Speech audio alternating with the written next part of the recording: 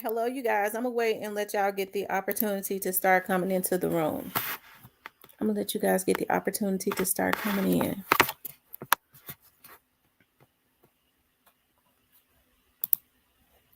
Let me see who is in the comments.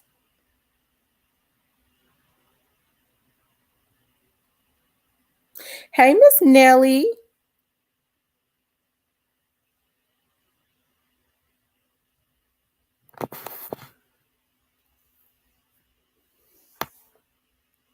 I'm gonna give them the opportunity to start sending out the notifications.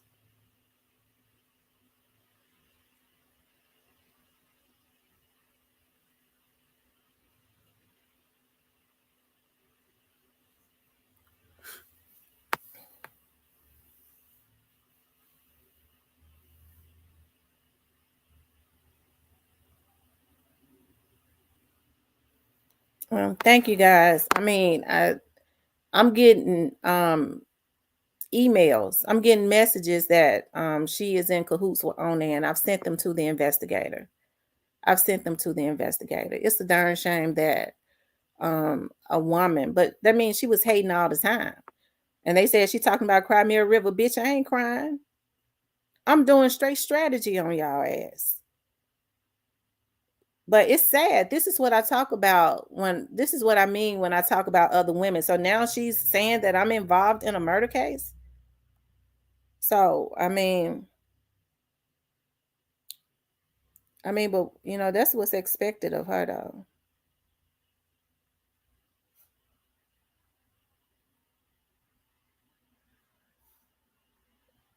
Girl, another vlogger is accusing me and my best friend of being involved with helping Black youngster. And so some people been sending me messages saying that she and Onan are working together.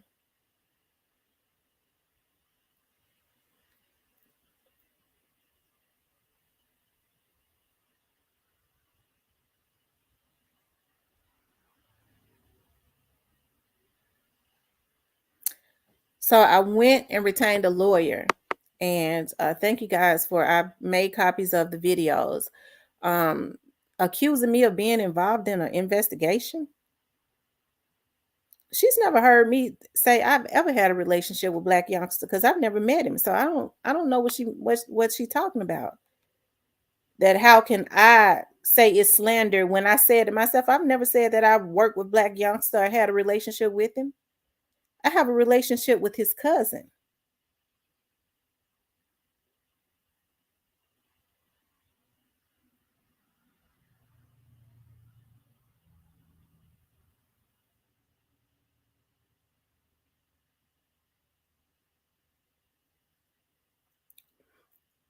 So I've sent all of that up. I see now who is behind this with her.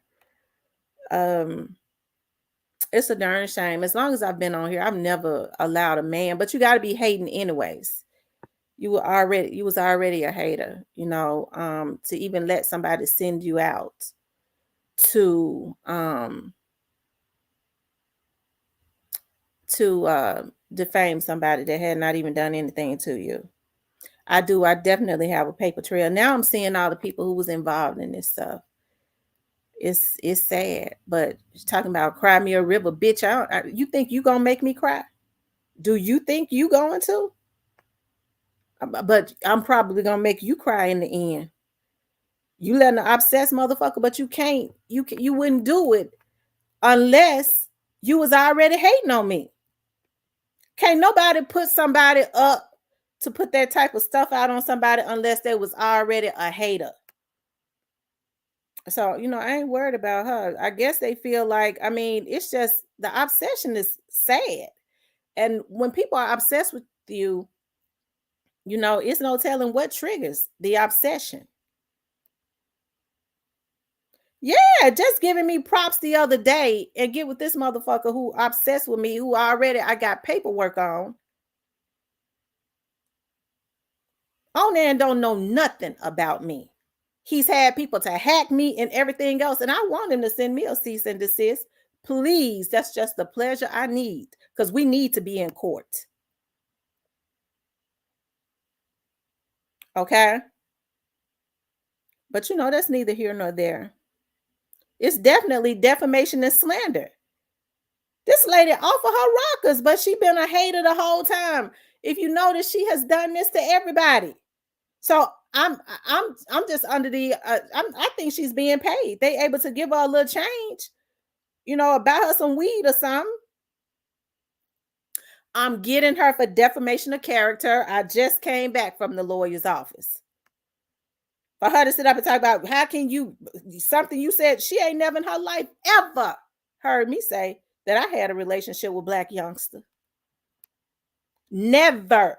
Because I ain't never met him. She ain't got nothing like that. She ain't heard me. She better have that ready for court. If she say I said I had a relationship with Black youngster, that bitch better have that ready for court. Okay?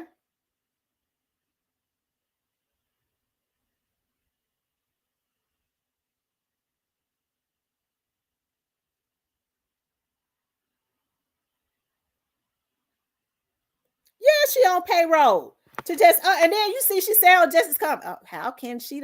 That's a evil, low down, miserable, hating ass bitch. When them motherfuckers had her in the hospital, I wonder if that was a play.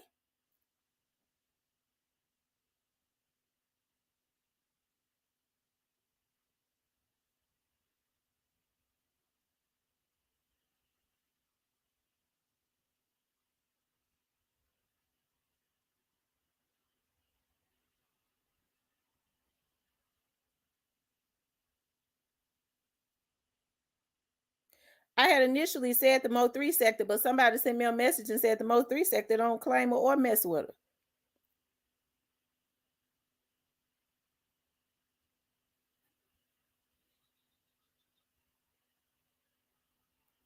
Teresa says she going after True and AK-47 and Onan is against both of them. Somebody sent me something where she said her and Onan has a mutual understanding. So I sent it to the investigation to let the investigator know that I believe that he is behind this lady attacking me. He has yet again got another woman to try and attack me, and bitch, it ain't gonna be no crime.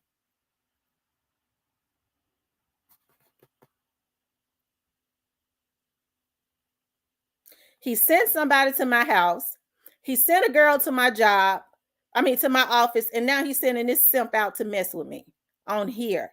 And because she was already slick hating, she did it.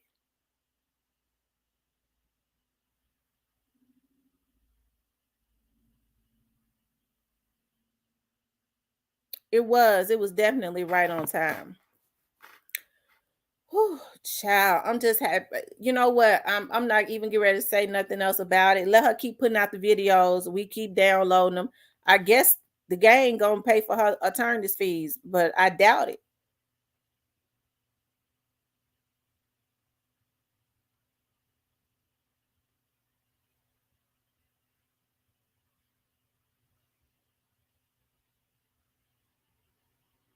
Me and Vanessa the best of friends. Me and Vanessa been best friends since I was in the kindergarten. She was in the 3rd grade. I was in the kindergarten. We grew up in Clementine together. She said, I want to fight. It's all good, y'all. We expect this from her, though. Like I said, she was slick hating the whole time. But people have been sending me messages letting me know who was behind this with her. So they came to a mutual agreement that they was going to attack me. And so now he has pulled her into the shit.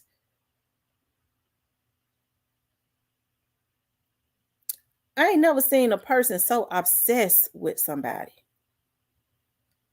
They're going to have to do something to him. They're going to have to arrest him or do something because this man is sadistically obsessed and sick as it relates to me.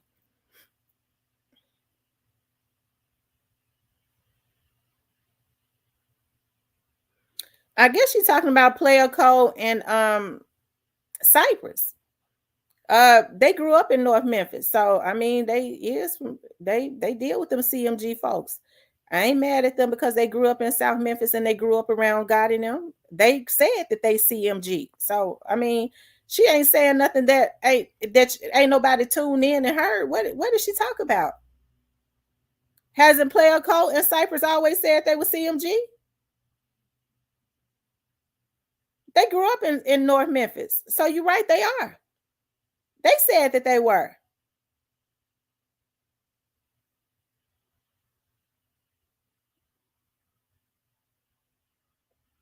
Okay.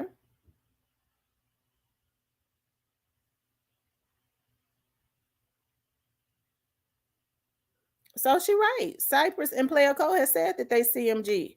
They grew up in North Memphis around God in them. So I mean, I don't know what she talk about.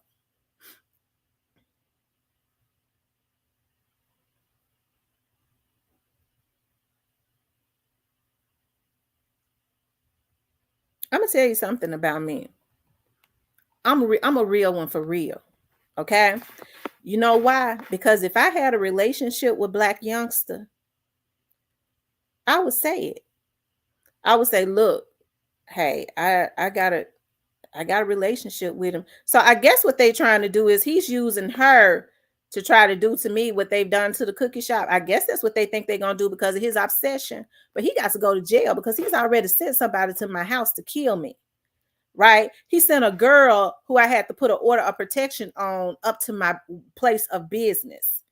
Okay. And now he got this goddamn simp on here fucking with me. Okay. So I told the investigators something got to be done about him because he's pushing anybody that ain't got no brain out to come at me.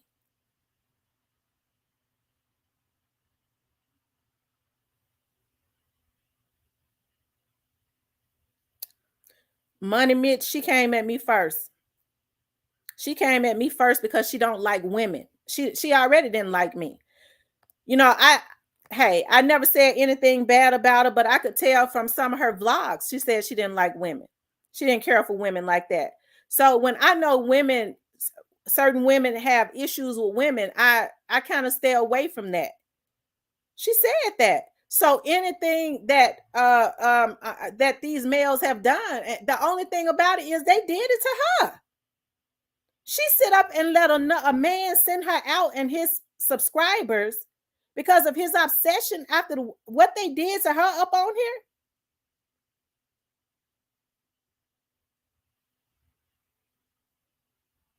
And when she said "Cry me a river," I already know that's his favorite saying when he used to make them fake pages with his obsession and come into my chat. "Cry me a river, blah, stop the crime." That was him. I told the investigators, I said that the people that sending me the messages, they telling the truth because that's his lingo. It's just that she jealous. She a hating asshole. So it was easy, or else they paid her. Because the truth of the matter is, some of these motherfuckers that talk about Black Youngster is in cahoots with him. I talk more about him than some of these vloggers because him and Lil Migo paying some of them. You don't hear me say nothing about it, but I know it. And they ain't playing Black Youngster and Lil Migo ain't playing Player Cole or Cypress. Thank you, nothing for the $10 cash out, but we're gonna move on past that, child. Child, I was feeling sorry for her when they was talking about how Sko did her. And I started watching. I said, well, maybe, they stopped messing with her because she was telling, I thought she was actually trying to help me. She had sent me some videos and stuff showing where she had been CC'd and Countdown John, Ratchet, and Sko and all of them was in the video. So I ended up sending it to investigators. I was like, oh my God, so these are the people that's involved in this stuff.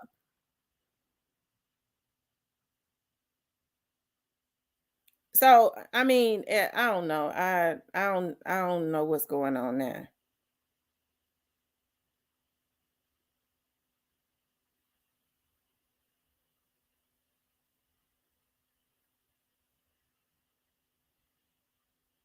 I came in real peaceful. This lady had been wanting to do this the whole time. She had been wanting to do this the whole time, and she done teamed up with somebody that ain't got no loyalty to nobody. His obsession with me, he teams up with anybody that he could send out to try and come up against me. Because it ain't a damn thing ever been hid.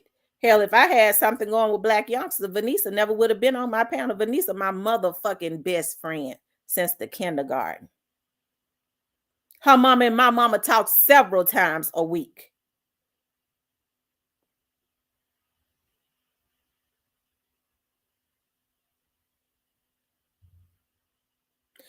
Neil says, I was on the YouTube streets and I heard some people say, but you know what? It's going to backfire on her because they came to some mutual understanding. His obsession with me and her hate for women, it's going to backfire on her. He'll be an turn on her in a few months. And I promise you, she going to get this back.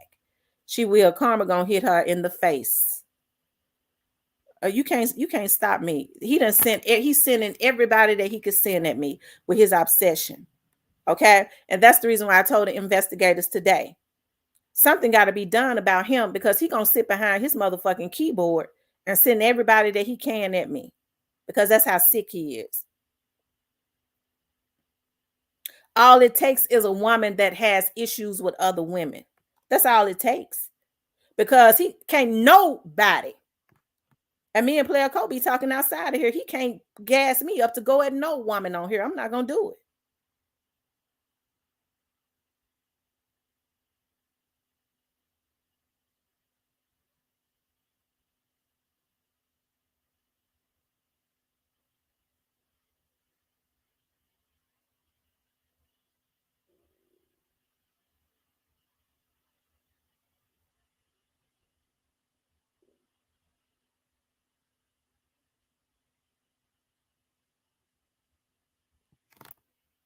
She said, Miss T, if you lose one follower due to her slander and that to your right, you absolutely right. Let me take a you right. I'm glad to let me take a picture. I have already lost 2, but I didn't take a picture of it. But you're right, because that's his goal. Because remember, he said, I want to make sure that she only has a few subscribers. Let me take a picture of it.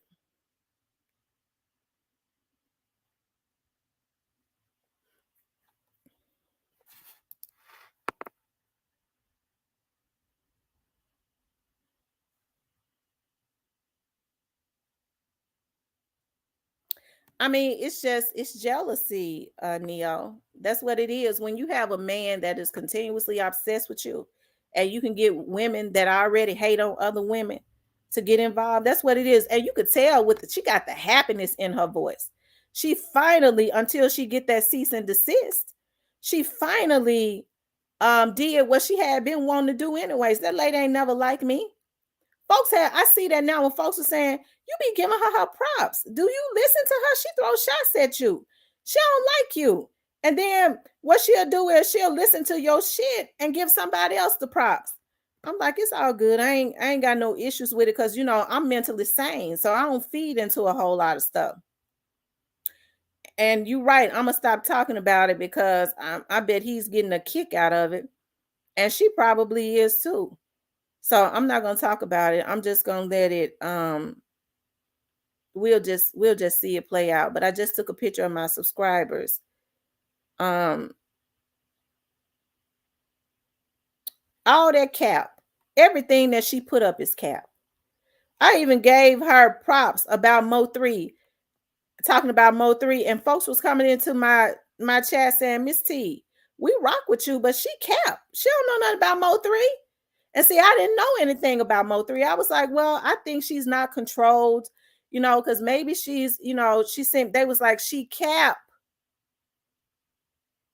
She don't know nothing about that Mo3 case. But, you know, I didn't listen.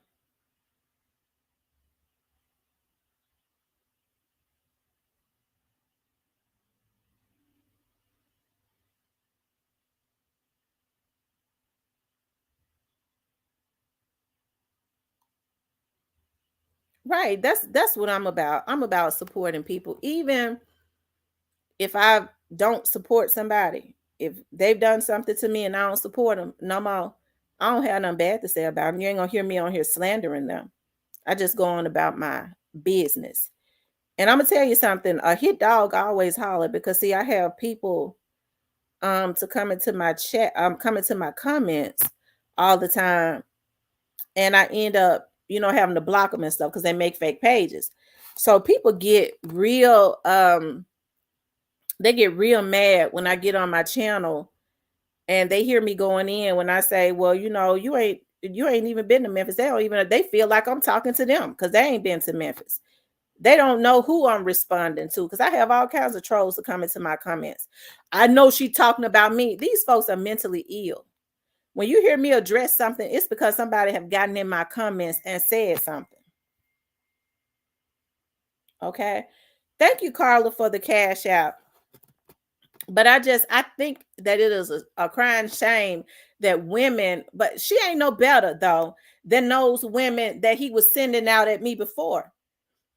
Right. And I wish I could talk about some of the and I probably can because I've had to go to court for about 3 people that this man has sent out to mess with me.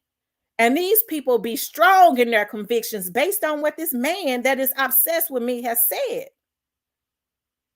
getting themselves in trouble. And she just another one added because I guess he done told her she can't do nothing to you. I went and saw a lawyer today. I'm not gonna play with this lady slandering me. I don't know if she's been paid. I think she got a mental illness like the other girl, just strong in her conviction. And I ain't did nothing to this lady.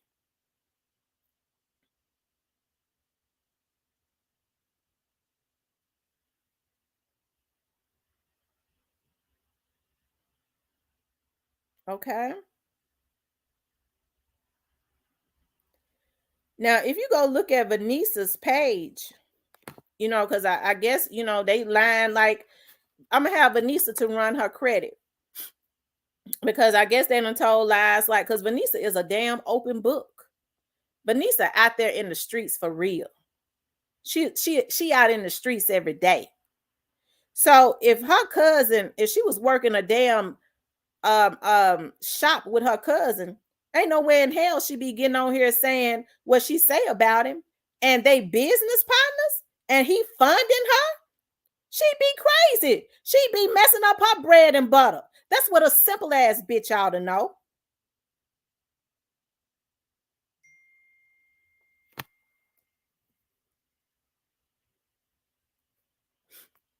But anyways, you guys, hey, y'all just keep sending me the videos and stuff because he done recruited another one.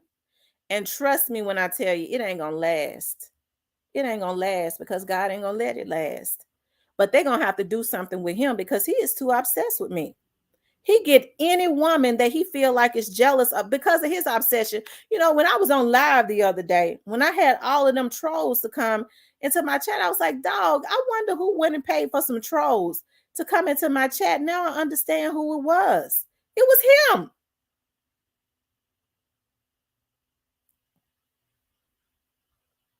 I filed paperwork after paperwork on him. I sent those videos to him. I'm letting them know that he done recruited somebody else. I went and saw a lawyer today because he trying to get somebody else to slander me.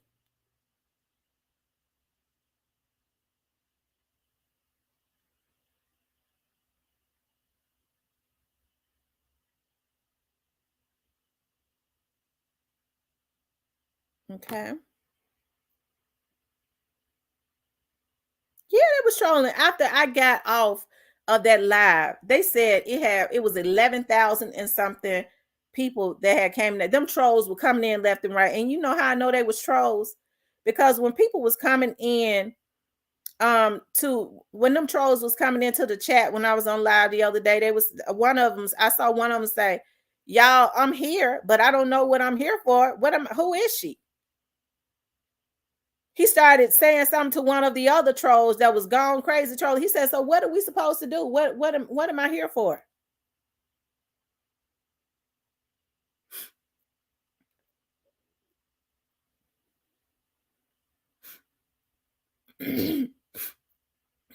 But anyways, y'all gonna see that little thing that they bringing together because the man he sent to my house, they gonna get him. I've already had to put restraining orders on other people because of things that he's done. Now he got her coming, and she's happy to do it because she was slick hating on me anyways.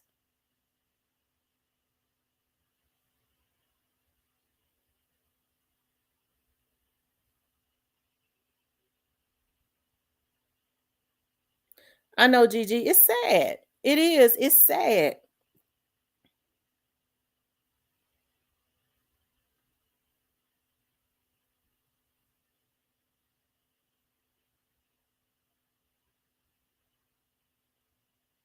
Nobody in their right mind believes. She said the same thing about Mia J.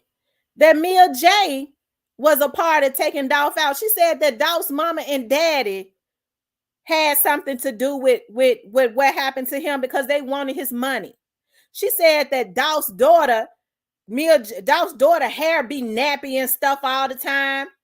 She said that Dolph's son didn't even look nothing like him. The kids, she didn't never keep the kids clean or nothing like that. But she's sitting up talking about she for Dolph.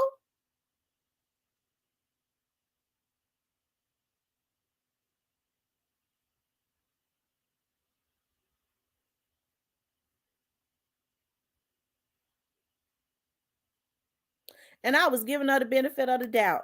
People was mad at me talking about, why you mentioning her? Why you giving her props? Do you hear what she said about Dolph's kids?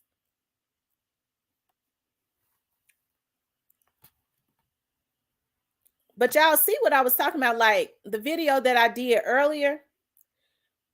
I promise you, I kid you not, Friday, I was doing something. This is how I know God always is around me.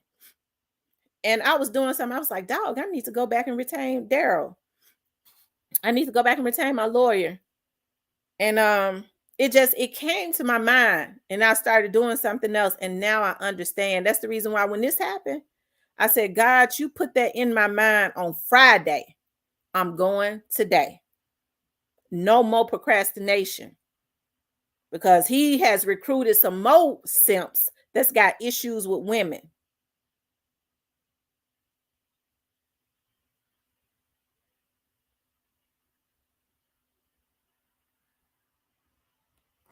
Okay. But y'all, let's go on and get into the, you're right, Robert. Let's go on and get into the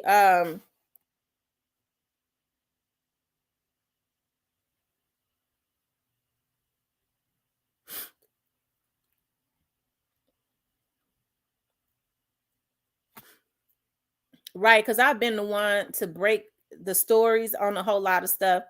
Nobody on here has everybody on here has always heard me say, I don't say a lot about Black Youngster because I don't know when my friend gonna be in the chat. I let her talk about her cousin. Okay. But I put out videos letting it be known what it is. The same niggas that want to accuse me of being, being in cahoots with Black Youngster is on his payroll.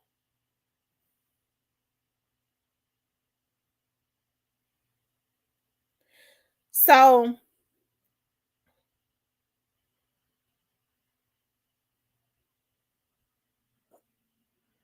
and Cypress and Player Cole has always said that they rock with CMG because they grew up over there in North Memphis. Anybody outside of Memphis wouldn't even understand that. I ain't mad at nobody that grow up in North Memphis and rock with Juke and Gotti. If that's who they grew up around, that's who they supposed to rock with. You're never in your life ever hear me say I'm throwing away Vanessa. And me and Vanessa has rocked a long way. She been my best friend since I was in the kindergarten and she was in the 3rd grade. She graduated before me. Moved to Las Vegas when I was in high school. She was mailing money home every month to help me pay for my senior dues like a best friend would. A big sister. They got me fucked up. That's my best friend and I rocks with her the long way.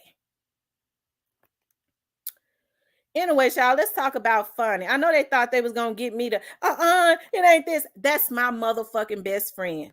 And I rocks with her the long way. It ain't, I mean, she can't help who she related to. But I rocks with her.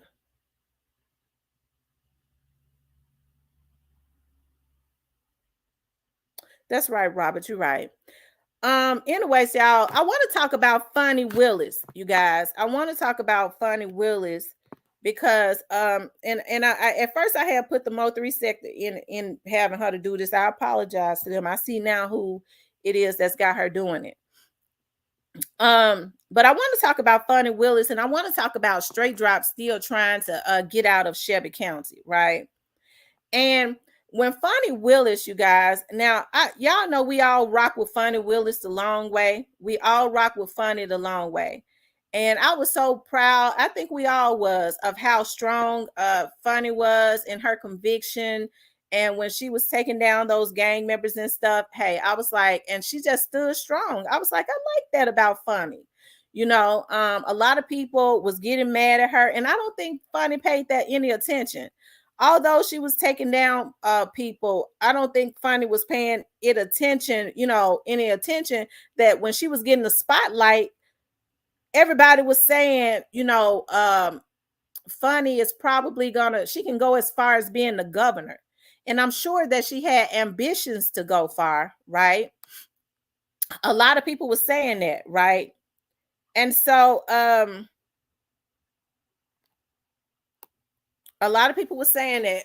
And so when I heard that Fanni had taken on getting Trump indicted, I was like, dog, I wonder, because I know the types of games that they play.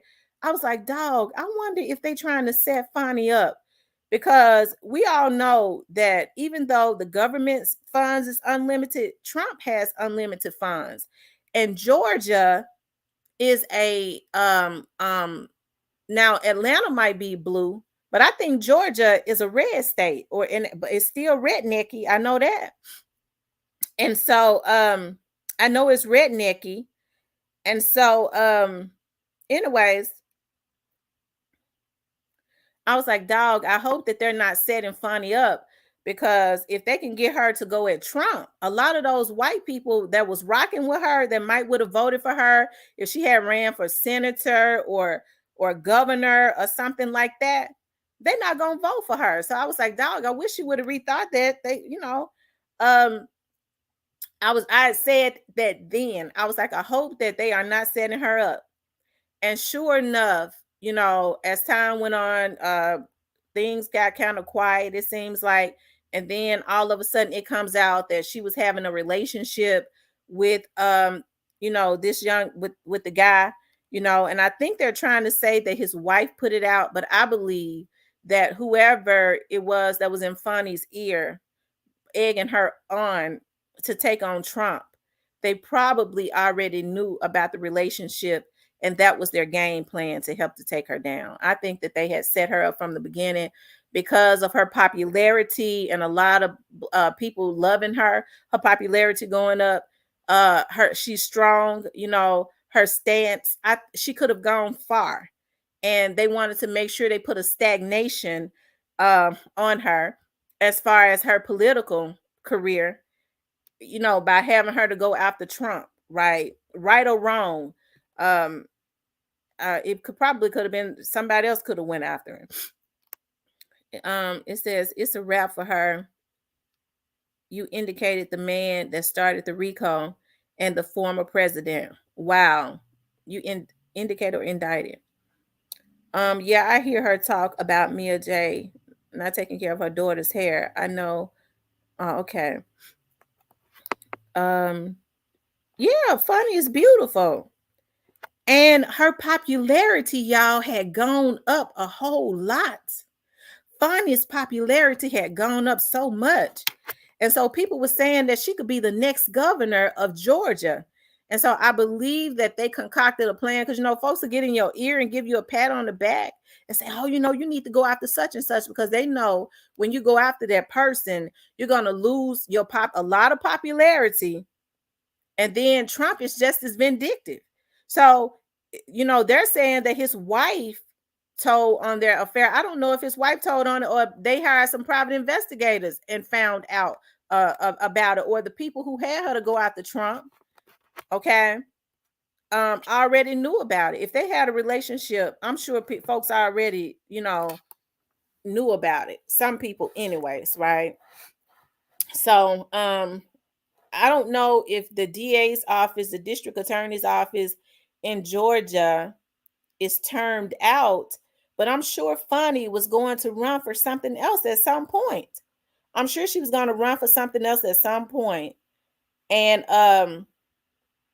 Young, I promise you, that's what I promise you. That's what I always said. She allowed them to use her. She allowed them to use her. TB21 says, have Fanni been convicted of the affair? I thought he was separated or divorced when they started. Well, that's what they're saying, that they were separated. He wasn't divorced. I think they were saying that he was separated from his wife and going through a divorce, but he was still married. You know, any attorney, divorce attorney would tell their client, while you're going through this divorce, do not start dating or do not see your girlfriend. Okay, because that could hurt you. Even if the marriage had been over for years, the wife would use it against them. Gigi says, sad Trump trying to go after his tactics, but he's still going to jail. Hope all she get is fine for having a relationship with Trump prosecutors. Nola Girl says, Fanni is not on trial. Young said he's separated. Did they get rid of her? I don't know. I think they were supposed to make a decision today. Let me see, you guys. Let me see.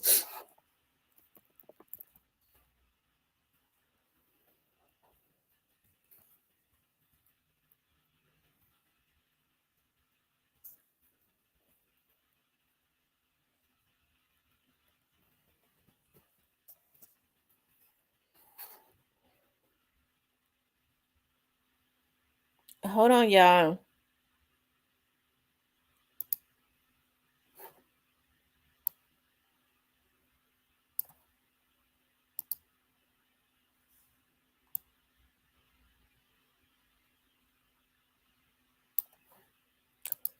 I tell you one thing, that man looked more stressed out than Fanni because his wife probably will take him to the cleaners. Hold on for a second, y'all.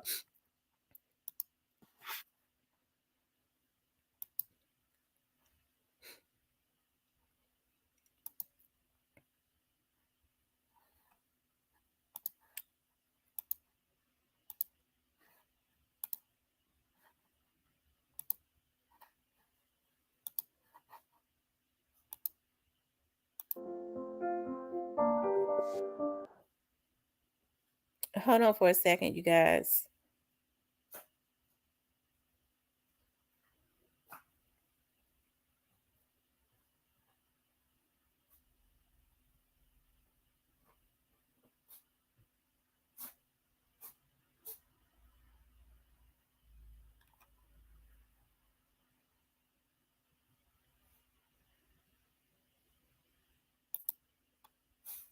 Fulton County at the end of last week.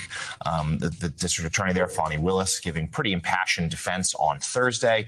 And then the state decided not to call her. She did not appear on the stand again on Friday. What's your read as to how that went at the end of on Friday and where things could go next in that case? Yeah, so through a couple of different prisms, Jonathan, legally, the defendants have to show that there was some improper financial arrangement that makes out a conflict of interest.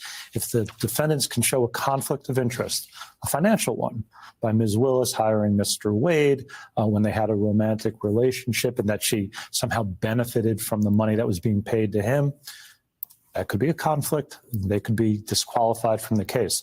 That's the legal part. And I don't think the defendants have succeeded yet. I mean, it's messy, it's ugly. If you've watched any of it, you probably have sort of that icky feeling when you see it. But I don't know that they've made out the disqualification grounds yet. Politically, it's a mess because there's a bunch of things that happened at the hearing that showed sort of it got into personal relationships between Ms. Willis and Mr. Wade. There was some contention about when that relationship started. There was a witness who might have been very important on that fact, but he didn't testify fully because Mr. Wade was invoking a privilege to preclude him from doing that. Well, briefly, does any of that really matter for the substance of the Georgia case, though? Maybe. So if the romantic relationship between Mr. Wade and Ms. Willis began before he was hired, by her in Fulton County, then the affidavit that he submitted might be false. And not only would that affidavit be false, Caddy, Ms. Willis propounded that affidavit, provided that affidavit to the court in support of her contention that the relationship started subsequently. By the way, at any point, and I was a prosecutor for a long time, if a supervisor is having a relationship with a subordinate, regardless of when it starts, that's reason for the subordinate or the supervisor to step away from the case. So in some ways, to me, it doesn't really matter when it started, but if it started before she hired him, you might have false affidavits in this case. And that, if I may, Caddy, raises a separate point. Even if the defendants fail to show an actual conflict of interest, and they may very well fail, an appearance of a conflict of an interest is also a problem. And as prosecutors, you have to be sensitive to the appearance. So even if the legal motion fails and the judge doesn't disqualify Ms. Willis or Mr. Wade from the case, you still have an appearance, and that's messy. It certainly all means that we're talking about this rather than the substance of the Georgia case as well at the moment. Okay, and that's what I was talking about, y'all. It's messy. It is, because Fanni had ambitions of going further. She had ambitions of going further. Hold on one second, you guys. Attorney Fanni Willis. It's highly offensive when someone lies on you, and it's highly offensive when they try to implicate that you slept with somebody the first day you met with them, and I take exception to it. Defense lawyers argue District Attorney Fanni Willis and Special Prosecutor Nathan Wade should be disqualified from the Georgia election case.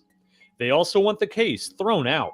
Willis charged Trump and 14 co-defendants on racketeering, conspiracy, and other charges. Willis has acknowledged her romantic relationship with Wade. But in a court filing, Willis said she has never financially benefited by hiring Wade to oversee the case. I don't need anything from a man. A man is not a plan. A man is a companion. And so there was tension always in our relationship, which is why I would give him his money back. I don't need anybody to foot my bills. The only man who's ever foot my bills completely is my daddy. Miss Willis is a very, as am I, we're private people. Not, our relationship wasn't a secret. It was just private. The defense says Willis benefited from the salary she paid Wade through expensive trips they went on together. They also say their affair began before Wade was hired by Willis and is a conflict of interest. So what y'all think about that? I think they're going to try to use those technicalities, because if she hired him, then, he was her subordinate, and they probably got something in the clauses. You're not supposed to fraternize, and she was the boss and all of that. But I don't know. I think I'm not mad at her about whatever she had going on in her personal life. I just believe that they set Fanni up. I do. I believe they set her up because they knew that she had the zeal, she had the ambition, and she had the notoriety to go further. There had probably been some talks about her running for something else after she left the district attorney's office in Georgia. There was probably talks, around that area about her running, and she was probably going to get it. And what people will do is they will push you out, right, to do stuff that they already know is not going to be conducive to your reputation and all of those things, right? And I think that's exactly what happened. This is what happened. She probably can come back from it, depending on how far they take it. If they're trying to make her look like a home wrecker, okay, so now women that liked her before, right, that has gone through infidelity, husband may have been cheating with somebody on the job, that's going to make her look a certain way in their eyes when it comes to an election, right?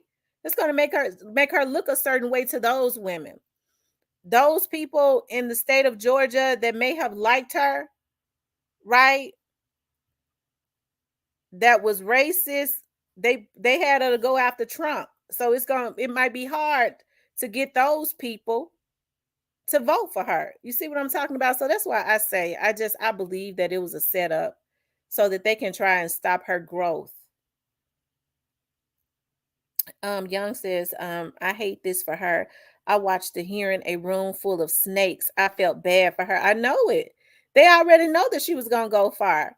Robert says, I don't understand, Miss T. What do you mean they set her up? She made the decision to do what she did, knowing what the outcome could possibly be that was self-inflicted. I don't know, Robert. When I say I believe it was people working behind the scenes that was encouraging her to do it because they knew what the outcome would be. They had plans on this happening. Ashley says, plus people have taken pleas or pleaded guilty already. Yeah, she's a very smart lady, very well spoken. New Diamond says, oh Lord, here we go. TB21 says, she too smart to get set up by dating or having a private relationship with someone in a different department. Okay, so, and then she hired him to work for her, right? So they really trying to twist and turn that. They really setting her up bad. Okay, they really twisting and turning that because what they're saying is she hired him and gave him that job, making that salary so that she could get the money. Y'all see how they're spinning it to really try to make her look bad, to try to get her on some type of technicality. When I'm sure she didn't hire him so that she could benefit from his salary. That's ludicrous. TT Baby One says, I think her friend turned on her too. Shan says Fanni should have left Trump ass alone. They playing dirty. Okay. Nola Girl says if she fails at this, YSL will probably get a mistrial. That's it, Tam. He was a contracted employee. TB21 says, yeah, I agree. They spending it, but she don't need his money. And no, she don't need his money. They wrong for that. She definitely does not need his money at all. At all.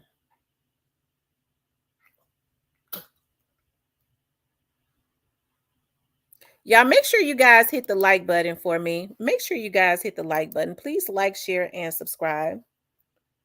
Let's see. It says bombshell witness. Hold on, let me see.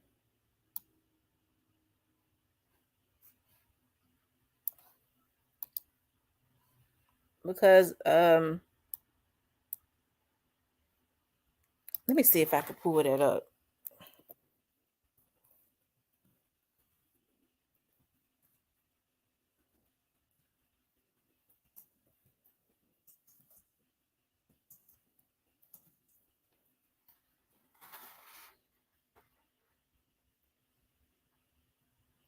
Hold on, y'all.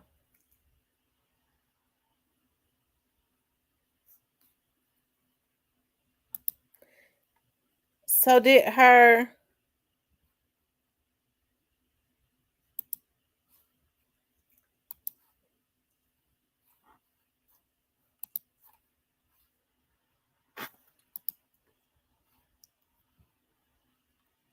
Hey, Snoozy Cake. Haven't did anything to jeopardize this case, but this is America. She knows better.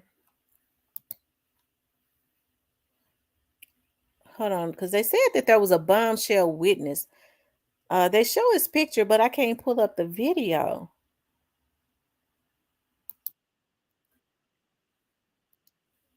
Okay. Okay, here it is right here. Let me see. I need it. You said in the affidavit that you roughly shared travel, though, correct? Yes, ma'am. Okay. So this roughly sharing travel, you're saying she reimbursed you. She did. And where did you deposit the money she reimbursed you? It was cash. She didn't give me any checks. So she paid you cash for her share of all these vacations. Mr. Schaefer, you'll step out if you do that again. Yes, ma'am. Okay. And so all of the vacations that she took, she paid you cash for. Yes, ma'am. And you purchased all of these vacations on your business credit card, correct? Yes, ma'am. Okay. And you included those in deductions on your taxes, correct? No, ma'am. No, you did not. Now, in an additional hit to Willis and Wade's story, a former Fulton County DA employee and personal friend of Willis since college testified that Willis had definitely been in a relationship with Wade since 2019, which directly contradicts filings in which the pair claimed their relationship began in 2022. Woof. Very bad. So we all know that, I paid for this on my credit card, but then I was reimbursed in cash is a very convenient and implausible excuse. Right. There's two things there. One is it's difficult to trace, so you can't really verify that she did reimburse you. Therefore, it stands that it's possible a corruption scheme. Or two, there's still something nefarious about the idea that you would need to be reimbursed in cash. It seems like not insignificant amounts of money, and it seems cash, very not informal. Venmo, not exactly. Completely. It's just not. That's not unmarked, how people operate. Unmarked bills. I can't tell you the last time I even touched a dollar. To be honest with you, there's that aspect of it. Then being fully caught in a lie by your own friend. Now I'm sure there's going to be more out about the nature of their friendship. Maybe she's a former friend, a fake friend, like friends of mine. I don't care. I would hope they would protect me even if I were lying. So who knows what's going on in that relationship? But you have someone who has knowledge of you intimately, Shelby, who's come forward and said you were dating that man prior to the time that you hired him, in direct contradiction of your previous testimony. Her credibility is completely shot. It's just clear there's no reason to give them the benefit of the doubt at this point. They're not trustworthy. They're not believable. It seems very clear they had a relationship. The most straightforward explanation, Occam's razor, they were dating. She decided to pick him for this job and hired him. And then they went on a bunch of trips that he paid for, using not specifically using these funds, but money is fungible, paid for trips while being her employee, while being in a relationship. That all seems like how, and then she paid him back in cash. I tend to doubt it. This isn't like a Cori Bush situation where her husband works in security. She hires him as security. Remember, part of the contention here is that he is not qualified. This is not an area of the law that he normally practices. He doesn't know anything about what's going on. I mean, he's a lawyer. He's qualified to do other kind of legal work, but not this specific. Well, it's not that important of a case. It will only determine whether the potential next president of the United States goes to prison. Right. I mean, I honestly, I have period interest in this. This is like a wild scandal. It's like popcorn. Right. But so I don't know. They really, they trying to hang Fanni out to dry. And I think her name is pronounced Fanni instead of Fanny. I don't know. But I think they're trying to hang her out to dry. They really spinning this. And then she's got people that's supposed to be close to her that's helping to hang her out to dry. Did you say even Trump still committed voters fraud? Ashley says, I hope a typo. I had a typo to say she is not, but the guy was still legally married. Yeah, I think he was still legally married. I do. I think he was still legally married. That's probably why she didn't bring it up to her dad. People cheat every day with married people, especially men, and get paid full vacations. Beta says never deal with a married man, period. I agree. TB21 says we need to find out if Wade was legally separated from. I thought that I heard. Okay, that's true, Stringer. I thought that I heard. Okay, them say that he was going through a divorce. I thought they said that he was still married, but they were separated. It was going through a divorce or something like that. So technically, he was still legally married. She fired the friend. Of course, the friend is going to hang her out to dry. Oh, so she fired the friend. So this is why the friend started to tell everything. Oh, now I see what's going on. Peter says, yes, he said they were waiting for the kids to go to college. Then he filed.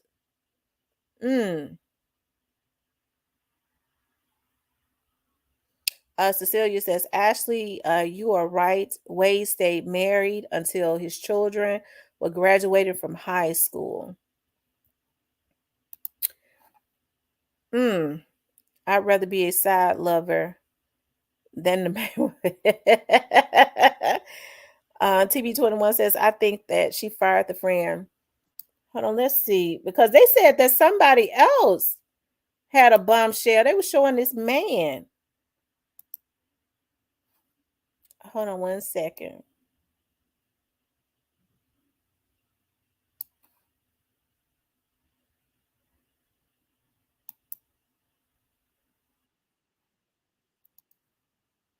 Insofar as exhibits 15, 16, 17, and 18, there's documents that I recognize and I don't have any objection to those.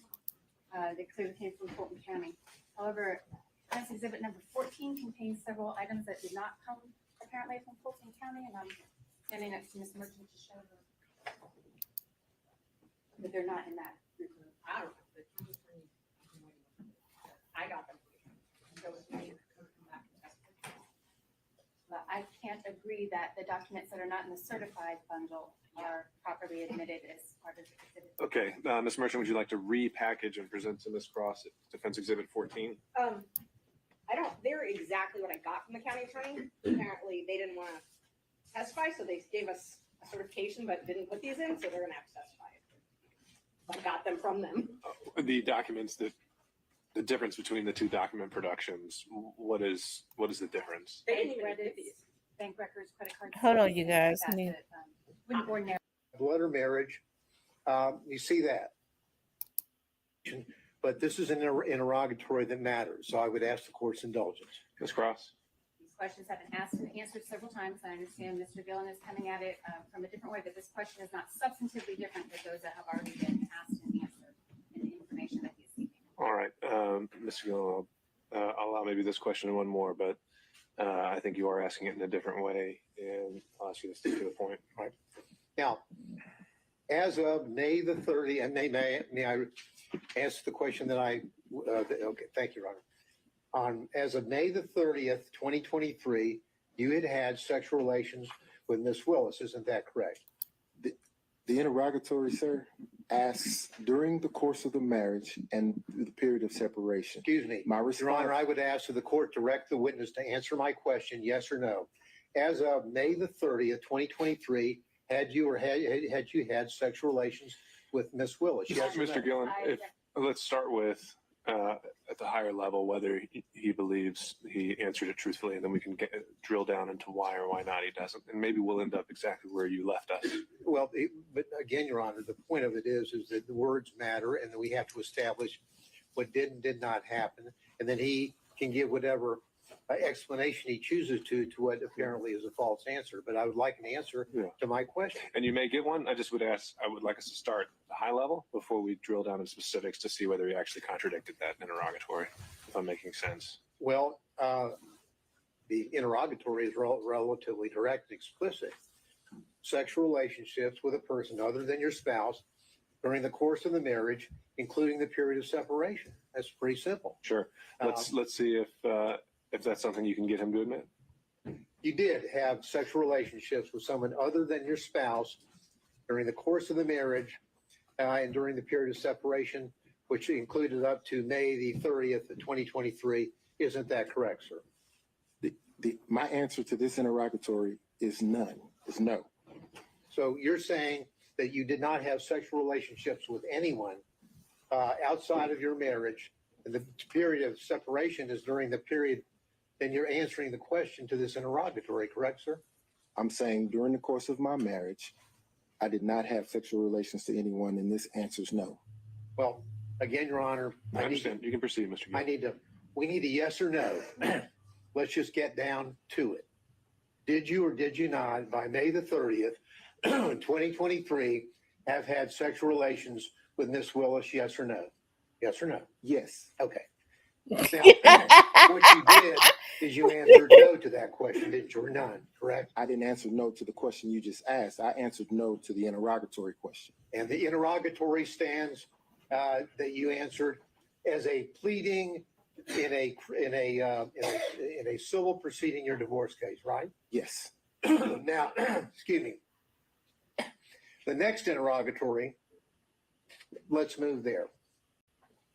That interrogatory states as follows: identify any and all occasions in which you entertain a member of the opposite sex other than your spouse who is not related to you by blood or marriage. You see that? I do. Now, there are two parts to this. The second part is, I read on, or in which a member of the opposite sex other than your spouse, not related to you by blood or marriage, entertained you. And then it goes on to say, including but not limited to dining, drinking, in restaurants, bars, pubs, hotels. You see that, correct? I do. Now, as of May the 30th, 2023, when you filed this interrogatory, you had in fact entertained Miss Willis on many occasions, had you not? Again, during the course of the marriage was irretrievably broken in 2015. Well, The answer's still no. Let's read what the interrogatory says about the time period required to answer the interrogatory. Because what He trying to trick him up. It goes on to say, including but not limited to dining and or drinking at any restaurants, bars, pubs, hotels, or persons' homes from the date of marriage to the present. You understand what the word present means? I do. And present means Y'all think he trying to set Fanni up too? The boyfriend. Isn't that right? It is.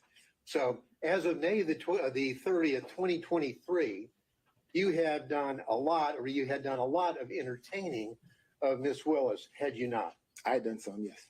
And in fact, under your testimony, you would have said that she had also entertained you. Isn't that correct? Yes.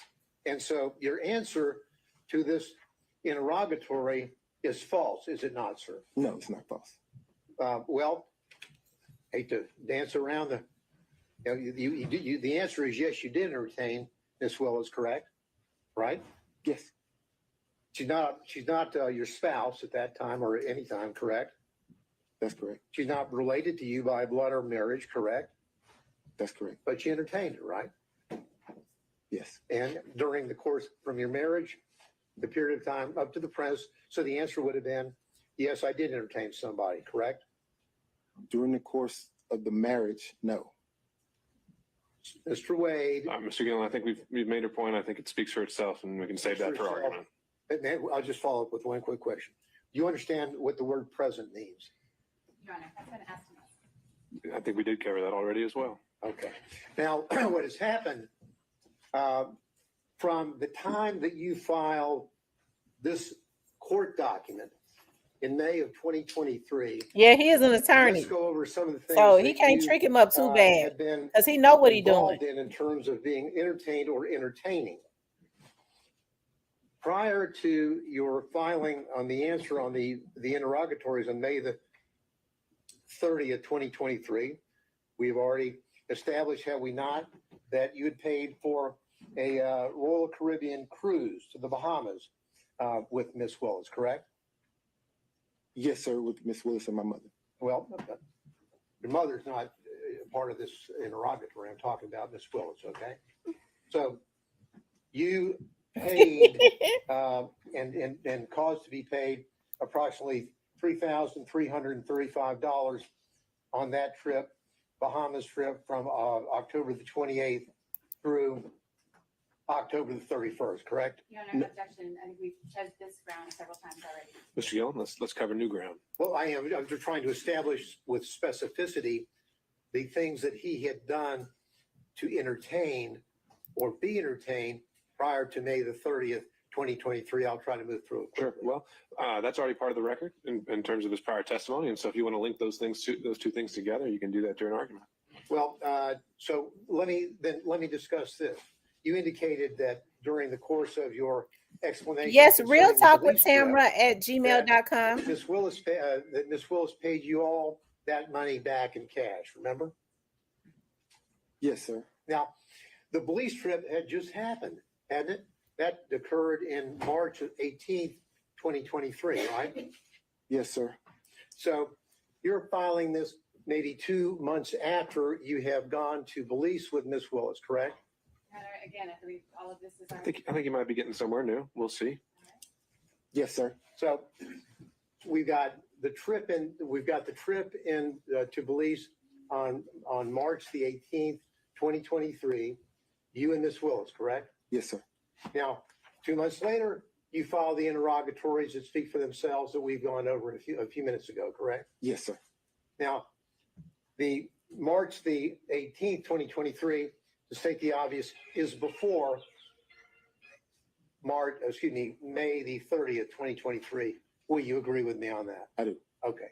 So then you tell us that Miss Willis paid you in cash all the money for the entire trip. It was a gift for you for your birthday, correct? Yes, sir.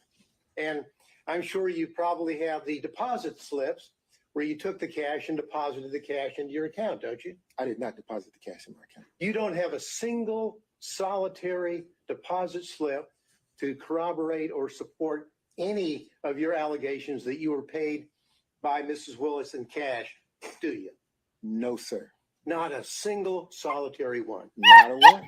Now, when Miss Willis would pay you in cash, would you scamper down to the ATM with her and as she drew money out of her account to pay you these thousands of dollars? Mr. Gillen might scamper, but there's been no evidence that Mr. Wade does. I object to the phrasing, the argumentative nature of the question. All right.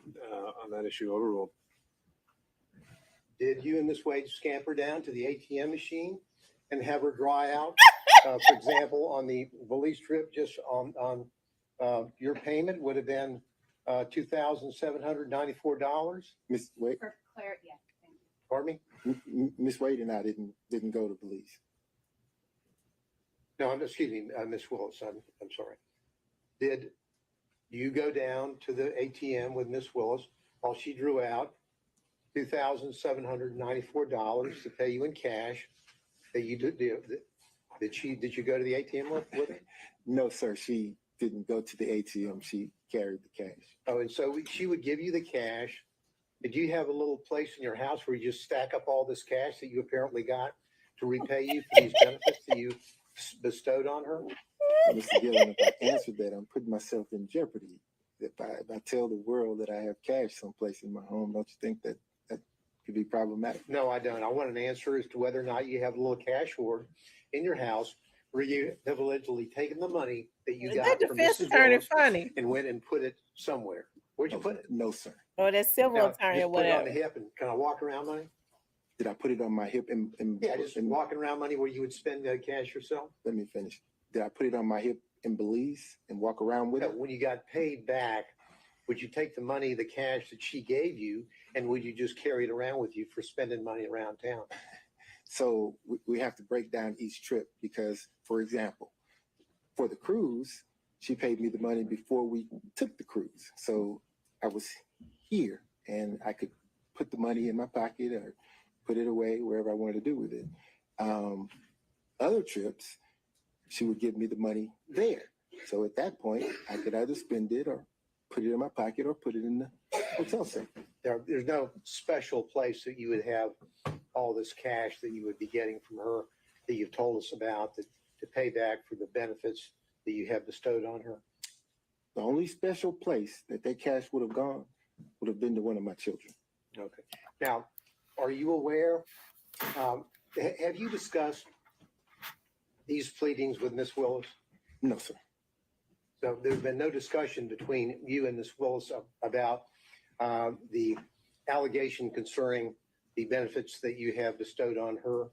Is that correct? The phrasing, the benefits that we serve upon, I don't believe that's an accurate reflection of the testimony, and I don't think that's appropriate. I think overruled. You can answer the question. Okay. When you say Okay, proceedings, Kelly. are you talking about the divorce proceedings? Because we were talking about the interrogatories. To that question, the answer is no. If you're at, go ahead. I'm sorry. go ahead with your answer. I'll hear the complete answer, then I'll follow up. Okay. If you're asking me about this hearing, the proceedings of this hearing, have we discussed the financial piece based upon Mr. Roman's motion? Yes. So you have discussed the financial piece. Where did that discussion take place? Conference room. Were you other people there, or were you and Ms. Willis discussing this about what your position was going to be? Relevance of this. Well, Mr. Gillen? and the relevance has to do with suddenly we have a declaration from Mr. Wade in this case where he says roughly equal and then shows one alleged payment by Ms. Willis. No mention of cash, none. So I need to find out a little bit more about how suddenly we have this revelation about cash from the witness stand today. Overruled. So we part company there when you say no mention of cash. If I provided one receipt that didn't amount to what you would think was roughly equal, the rest of it is cash. Well, did you in your declaration, sir, it was filed in this case, did you tell the court in that declaration that the expenditure that you had provided on behalf of Ms. Willis was paid for back by Yeah, you her could put in pesto cash? and Yes or no? pasta. I believe that I did when I said that the expenses were split roughly evenly. If you could point to me any place in your affidavit where you used the word cash, I would appreciate it. Take your time. I didn't use the word cash. No, sir. No, you didn't use the word cash, did you? But I didn't say that she didn't give it to me in cash. No, you just didn't tell anybody that you allegedly got paid back in cash, right? No, I told everyone who asked. Today. Yes, sir. Now, who else was with you, if anyone else, when you and Ms. Willis were discussing how you would be handling the financial component of the motion here today, that is the personal benefits? I'm going to object to the relevance of that, Your Honor. Mr. Gillen? Well, the relevance is if they know that they're going to be called as witnesses, they've been subpoenaed, and they are discussing what they're going to say, we need to know that. The court needs to know that. It goes to the veracity of Mr. Willis and, Ms. Willis and Mr. Wade. Overruled. We didn't discuss how we were going to handle testimony. My question was, when you were discussing with Ms. Willis in the conference room, when you were discussing what you perceived to be the situation concerning the benefits for the payments. Yes, sir. Was there anyone else present? No, sir. How long did the meeting take? Probably 5 or 10 minutes. Did Ms. Willis tell you what she was going to say? No, sir.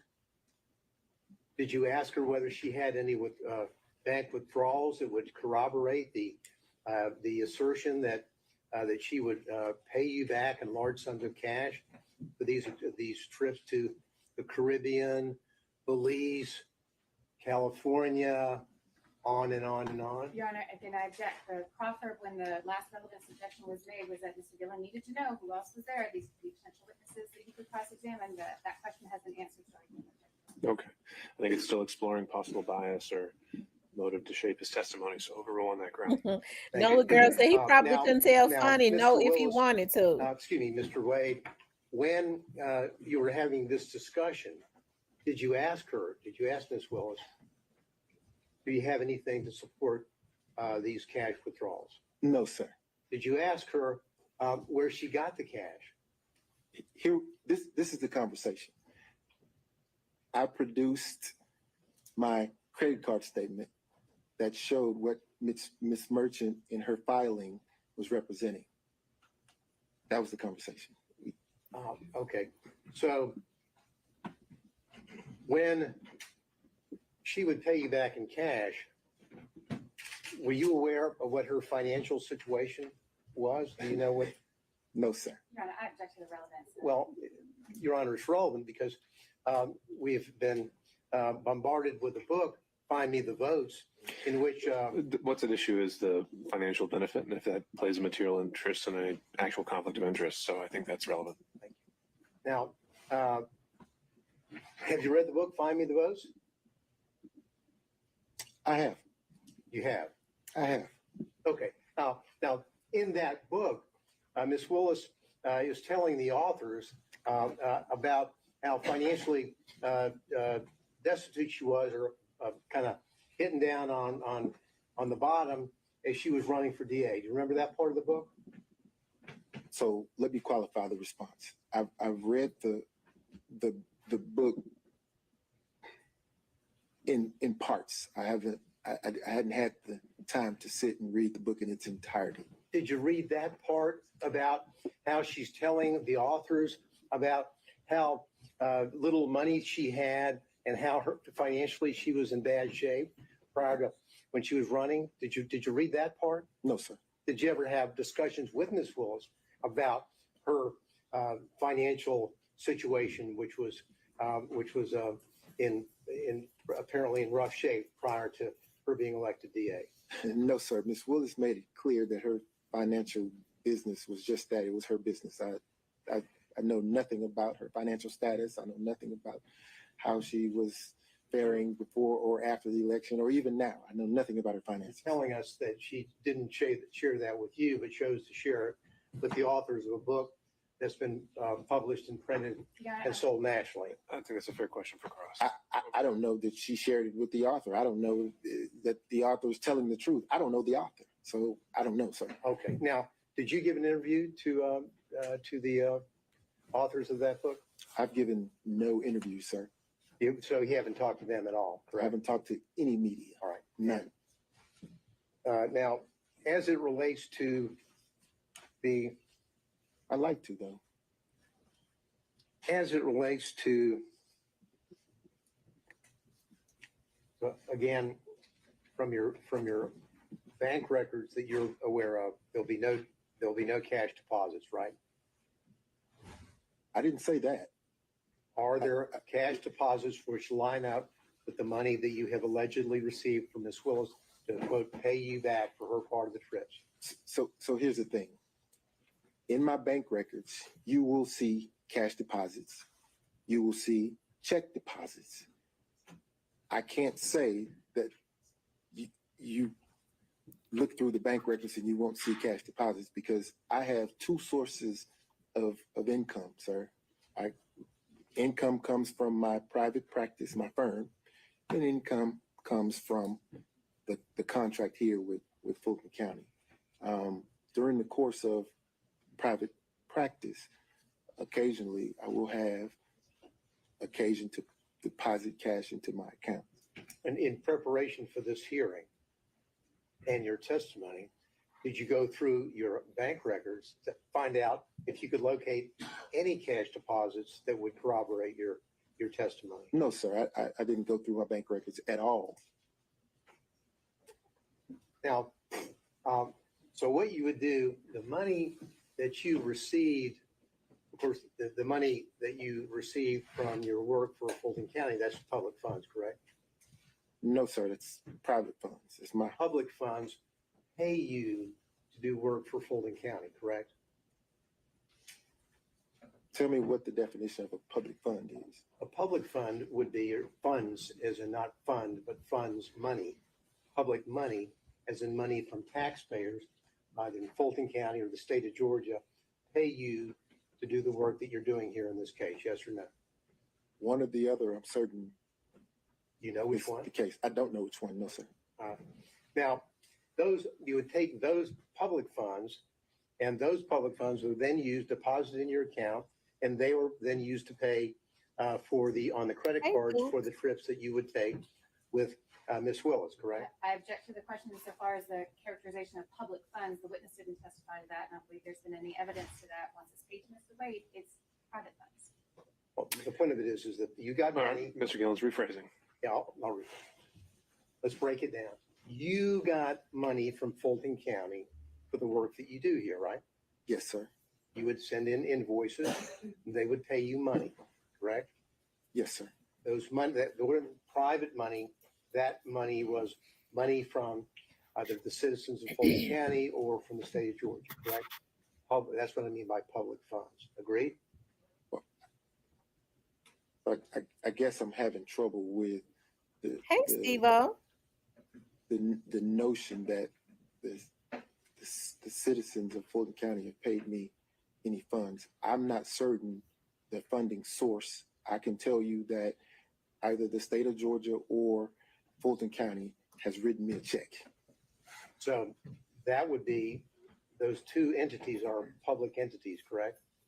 Yes. That would be public funds, right? Right? Yeah. Yes. And those public funds are from the same source that you would then use to pay out on your expenses for the trips that you took Miss Willis on, correct? No, sir. As I testified to moments ago, I have income coming in from my law firm. I also have income coming in from the funds that we're here discussing now from either the state of Georgia or Fulton County and or both. I'm not certain what it is. So What to say Sorry, that I didn't mean to that cut you off. Go ahead. So to say that I'm paying a credit card statement with funds coming from Fulton County or the state of Georgia would not be an accurate statement, because the funds could have very well come from my private practice. What percentage of your income in 2022 came from money where you're working on this case or from your partners working for the Fulton County? I'm getting ready to forward it to In Fanni in just a 2022, few minutes. I would say 50-50. You think 50-50 in 2022? Yes, sir. What about 2023? Probably 60-40. 60-40. Yeah. Okay, so what I can see is they're trying to say that Fanni contracted him to a job that he wasn't qualified for so that he could give her the money back. Is that what they're saying? She found a way to funnel money so that she could steal. She gave him the job so that he could give the money back to her. They trying to play games. They really is. Because I'm trying to see what all this got to do with anything. Do me a favor. Put them on the lease and leave the glasses. After you screw them, you don't know what it is. You can swear, you can lay it and swear, because I don't know what before.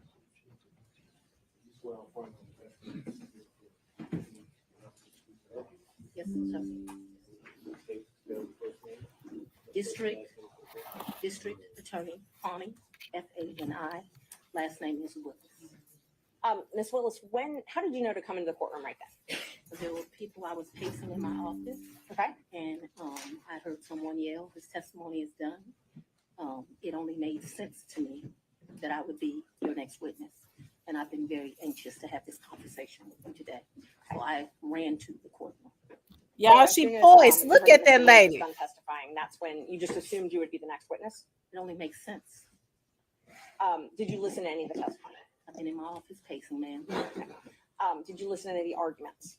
I did hear the arguments this morning. It's ridiculous to me that you lied on Monday, and yet here we still are. And I did listen to that argument. All right, so that was it, just the argument, no testimony. Right, I listened to the argument this morning where Adam Abadi, I thought, did an excellent job pointing out how dishonest you were with the court on Monday. And I'm actually surprised that the hearing continued, but since it did, here I am. Great. So let's just talk about what you did in preparation for today. Did you meet with Mr. Wade at all? Once the motion was filed, did you meet with Mr. Wade and talk to him about the motion that I filed to disqualify you? On this first January motion? Yes. I don't know if you could say talked about. I probably had some choice words about some of the things that you said that were dishonest within this motion. So I don't know that it was a conversation. As you know, Mr. Wade is a Southern gentleman. Me, not so much. Okay, but my question was, did you have a conversation? I didn't have a substantive conversation. You did not. I read this motion, skimmed it more so, and I probably said some choice things to him about some of the lies they were told. Okay. And then printed in the media because, you know, we used to be in a day and time where you had 60 Minutes and people did stories and they verified information, and you had this great reporting. But it seems today that a lawyer writes a lie and then it's printed for all of the world to see. Well, I just want to make sure that you answer the question I asked, though. So my question was, Overruled, Mr. Abadi. I told you what happened. I read the motion. I am sure I told him what my opinion of it is. Okay. And past that, we had no substantive conversation. you did not. Is there something you didn't understand? No, I just want to make sure that you did not have a meeting with him in the conference room to discuss the motion. Next question, No. Ms. Merchant. So in the conference room of my office within this week, you produced some financial document. That financial document was given to me, something, and I'm not even sure who's given it to him by me or Mr. Abadi gave it to me. And I think he showed me a document in our conference room. But as far as a substantive conversation, I don't believe I've had any conversation with him that is substantive related to this. Okay. I have had conversations with him since you filed the motion, but they wouldn't be substantive to this. He sent me very nice sermons that have been done. And so we've had conversations about, did you listen to that sermon? You know, things of that nature. And I would say they were in relationship to this because I think he did it to be kind. Let's start back in 2019. Yeah. So you and Mr. Wade met in October 2019 at a conference? That is correct. And I think in one of your motions, you tried to implicate I slept with him at that conference, which I find to be extremely offensive. I stayed at that conference. Mr. Wade was my teacher. I did not meet him when he taught the class. I was standing outside talking to Lisa Reeves, who is a judge. Me and her were just having a conversation. Mr. Wade walks up and they hug each other. They have some brief conversation. She introduces us. Your Honor, I'm going to object. We kind of thought that when you asked a question, you didn't answer the question, not a speech, so I object to the speech. I agree. I'm able to explain my answers. I believe she's able to explain her answer. And that's Ms. Merchant, that's okay. I can handle it. Ms. Willis, I'll ask you to listen to the answer, or excuse me, the question, and keep the answers confined to the question as best you can. I think you'll have more than enough ample opportunity on when the state is It's able to highly follow offensive up. when someone lies on you, and it's highly offensive when they try to implicate that you slept with somebody the first day you met with them, and I take exception to it. All right. Well, Ms. Willis, she'll have the opportunity to explain all of that when it's the state's turn to ask more open-ended questions. Yeah. Ms. Merchant. Thank you, Judge. So again, my question was, you all met at that conference, though, right? We did the meeting. Okay. He, as I stated, he taught the class. I did not actually meet him when he taught the class. I walked out of the class, and I'm not sure if it was that exact class or we had went to lunch, but we were standing in the vestibule, like outside of the class. Me and Judge Reeves were having a conversation. She had worked at a law firm I worked at back in 1996. We're getting way afar. I mean, I don't mind her explaining her answers, but I literally just asked if they met at that She's conference. explaining how she met Mr. Wade, which was exactly the question asked by Ms. Merchant. These answers are more than appropriate. Ms. Merchant, if you want more concise answers, perhaps you could lead the witness. I will. Thank you, Judge. Isn't it true that you met Mr. Wade October 2019 at the judges We conference? haven't gotten to the point where Ms. Willis should be treated hostile in this situation. I think we And have. I very much want to be here, so I'm not a hostile witness. I very much want to be Not here. so much that you're hostile, Ms. Willis, it'd be an adverse witness. Your interests are opposed to Ms. Merchant's. Thank you. Merchant's interests are contrary to democracy, Your Honor, not to mine. All right, let's Judge, proceed. I would just ask that We can keep things moving. Ms. Thank Merchant, you. next question, Thank you. please. Okay, so we've confirmed when you met. After that, isn't it true? No, I need to explain this, and I think I get to explain my answers. When I met him, Judge Reeves introduced us. He handed me his business card. I'm unsure if I handed him my business card, but we exchanged information. He said, if you ever need any help, give me a call. And he walked to the parking lot. So after that, you started dating shortly thereafter, correct? That's a lie. That's one of your lies. Okay. Do you know Robin Yurdy? I know her as Robin Bryant. I knew her. So Robin did not go to my college. She went to the college of, I went to Howard University. She went to Morgan State. I met her through some people I knew. In college, we hung out a bit, not much because she was in Baltimore and I was in Washington, D.C. But we hung out a bit. After college, I lost contact with her. Hey, I probably Tony. didn't see Robin again until maybe 7 or 8 years ago, a chance meeting here in Atlanta, but we did not have a consistent relationship from when I left college and came to Emory Law School here in Atlanta. But 8 to 10 years ago, just by happenstance, I ran into her. So she was in Atlanta. You have been friends with Robin for 30-something years. Did you hear my answer, ma'am? Yes, and I'm asking if you've been friends with her for 30-something years. I've known her for 30-something years. We certainly hung out and partied together in college. She was from the D.C. area. She would come home, we'd party together. Wasn't close, but she was certainly in the girlfriends that partied together. And then, like I said, I ran into her about 10 years ago in Atlanta, Georgia. But we didn't talk throughout that time period. I didn't see her. I didn't even know where she was. When I ran into her, I was surprised she was in Atlanta. And so, yes, I have known her probably since 1990, 1991, but we have not maintained a consistent relationship that whole time. For the last 10 years or 5, whatever you'd like to classify it as, have you been friends with her? I have not spoken to Robin in over a year. I certainly do not consider her a friend now. I think that she, there's a saying, no good deed goes unpunished. And I think that she betrayed our friendship. So let's narrow it down, the timeline now. So my questions are going to be from the time period of 2019 until she no longer was employed for you, the last time you all talked. So Hey, all of my I'm next questions Bliss. are just focused on that time frame, okay? Yes, ma'am. Up until she left your office. Yes, ma'am. During 2019, you all were friends, correct? Yes, we knew each other in 2019. During 2020, you all were friends, correct? We were friends during that time period. During 2021, you all were friends, correct? Yes. Okay. And such good friends that when you needed a place to stay, you asked her if you could take over her lease. That's a lie. You did That's not not move the- into her apartment? I or her did, but condo? that's not the way you characterize it is wrong. I asked if you could take over her lease. I did not ask if I could take over her lease. Did you move into her apartment? I moved into her condo in April of 21. The circumstances around that were that Robin met her husband. They wanted to move into another and separate place. She wanted to get rid of her condo. My father was living with me at the house. Because of this case and because of my stance on gangs, my life was being threatened regularly. My father urged me to leave our home.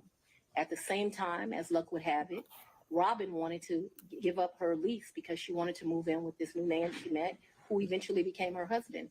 And so, as life circumstances worked, my dad was begging me to leave the house. He was afraid for me, afraid for his grandchildren. She wanted someone to take over her lease so that she didn't, have to pay a fee or get abandoned. And so, I don't remember when, but probably March or April of 21, I moved in and take over her lease. And did you pay her or did you pay the leasing agent? No, I don't even know who the leasing agent was. I paid her. You paid her. Did you pay her cash or did you use the card? There were some times that I would give her cash, but mostly I paid her via Cash App. That would be the most convenient thing.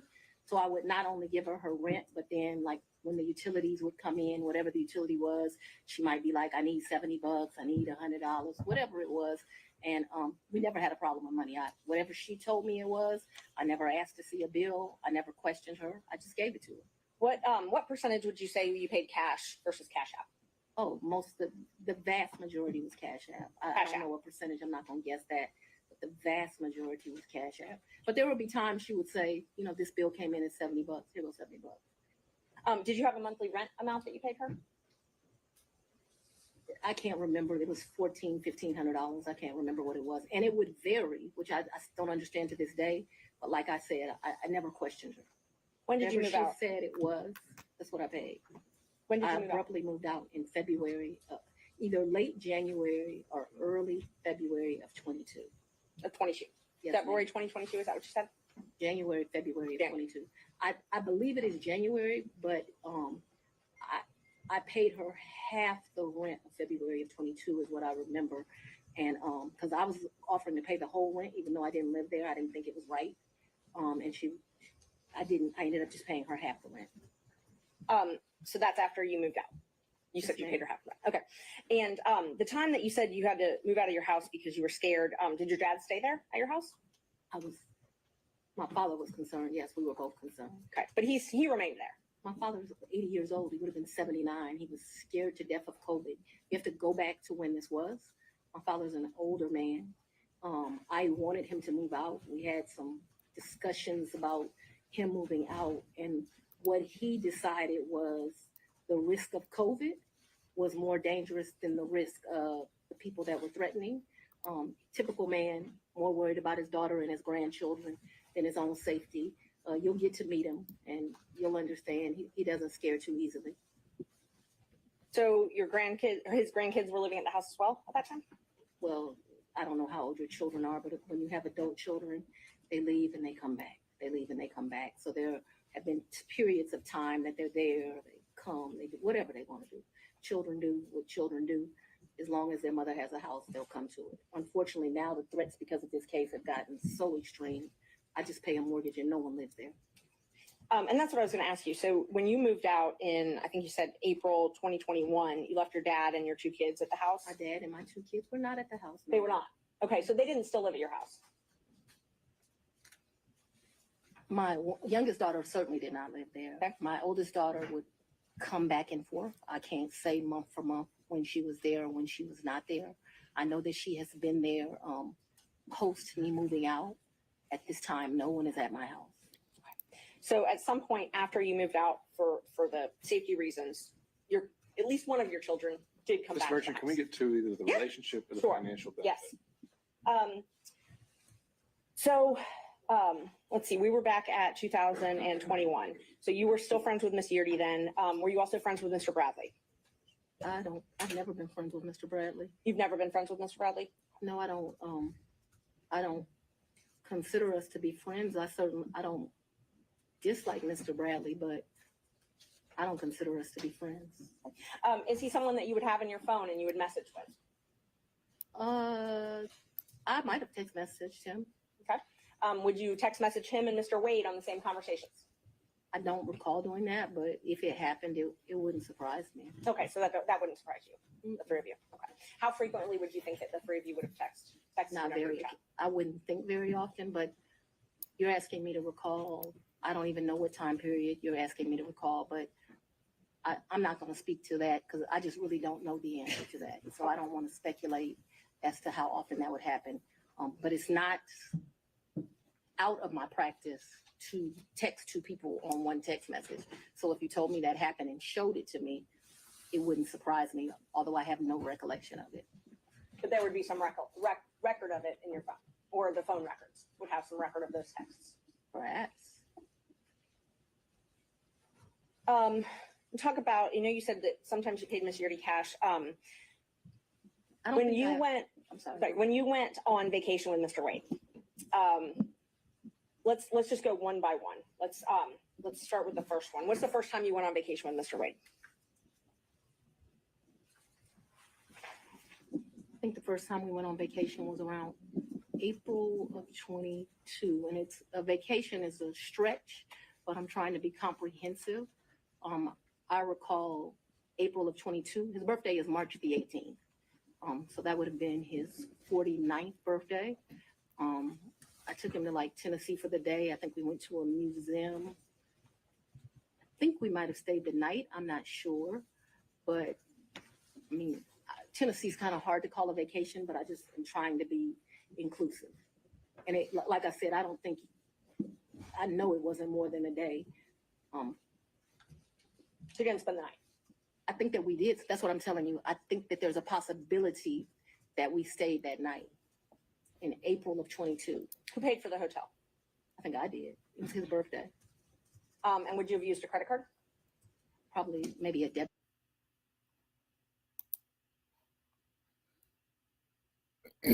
Okay, you guys, let me see. Crediting Mr. Wade. It was right around then. April 2020? 22. Yes, 2022. It was around there. I don't know, it's not like when you're in grade school and you send a little letter and it says, will you be my girlfriend, and you check it. I don't know the day that we started seeing each other, but it was early 22 is my recollection. Okay, early 22. And you all went to Florida on vacation as well? I don't recall going to Florida on vacation with him. You never went to Florida with Mr. Wade?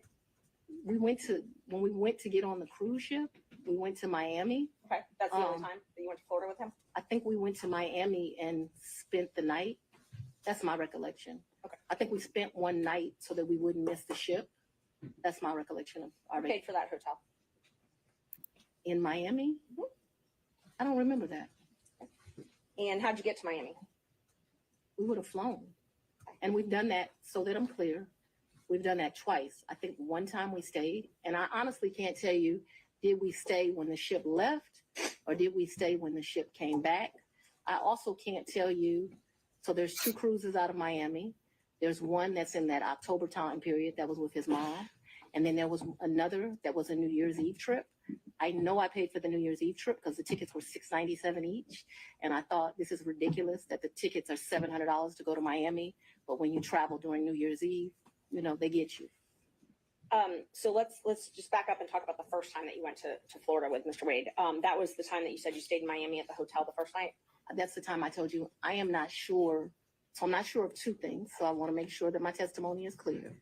I'm not sure if we stayed in Miami on the October trip. I'm not sure if we stayed in Miami on the December trip. I just can't remember that. And I also don't remember, so that the record is clear, I don't remember if the necessity was as we got on the ship or we got off the ship. But I do remember there was a night spent in Miami because either whatever, I don't remember. But I think that there was a night spent in Miami. That cruise is the one that you took in October, right? Ma'am, if you have something to refresh my recollection, I'm intentionally trying to not be difficult with you, but I don't want to make up something. Right. I know that on one of those 2 trips, we stayed in Miami. I am not sure right now. You're asking me about. Oh, I'm sorry, you misunderstood. I was not asking you which night you stayed in Miami. I'm asking if you took a cruise in October 2022 with Mr. Wade. Yes, and his mom. And his mother. That's what I was asking. Yes. Is that the first time you met his mother? Yes. It was on that cruise, and that was Royal Caribbean, I believe? I honestly don't remember what ship. I know we've taken 2 cruises. I don't know what the ships were. But he paid for the flight and the cruise on Royal Caribbean that time. So yes, he paid. He is the original one that does it. He has something called, Mr. Wade is a world traveler. I'm not as versed as him. He's been to 6 of the 7 continents. And so he has both a personal travel agent and he also has a cruise travel agent. I don't know anything about either of those kind of travel agents. So he is the one that would book the travel, but we need to be clear when we're talking about just because he booked it doesn't mean, like, I don't consider him having taken me anyplace. Let me just be honest. The only one that's ever taken somebody someplace is for his 50th birthday. I consider that I took him to Belize, and I took him to Belize because, I don't want to discuss his personal business, but I'm happy Mr. Wade is still here with us. And I did 50 big, very big. So still on that October Royal Caribbean cruise, even though he had a travel agent. I'm sorry.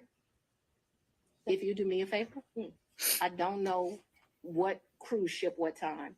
So if you'll help me and say October cruise with Mama or the New Year's Eve trip with his sisters, I'll be able to, we can communicate. I just don't know what ship. October cruise with Mama. That's what I'm talking about. Yeah. He paid for the cruise and the flights for that trip.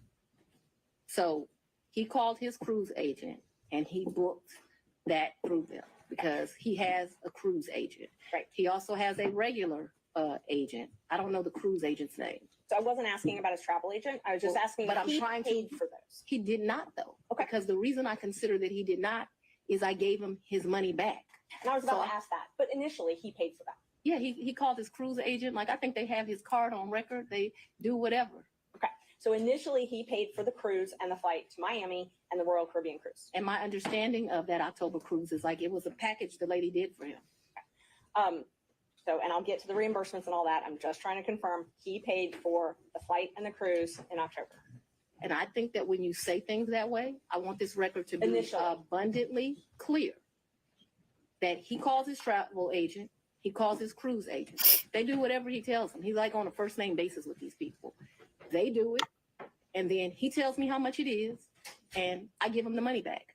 I don't, just like you're asking me about the money with Robin, I don't do my friends like that. So if you tell me it's a G, then you're going to get $1,000. Whatever it is, I didn't ever make him produce receipts to me. Whatever he told me it was, I gave him the money back. Isn't it true that he paid for the cruise and the flight on his credit card?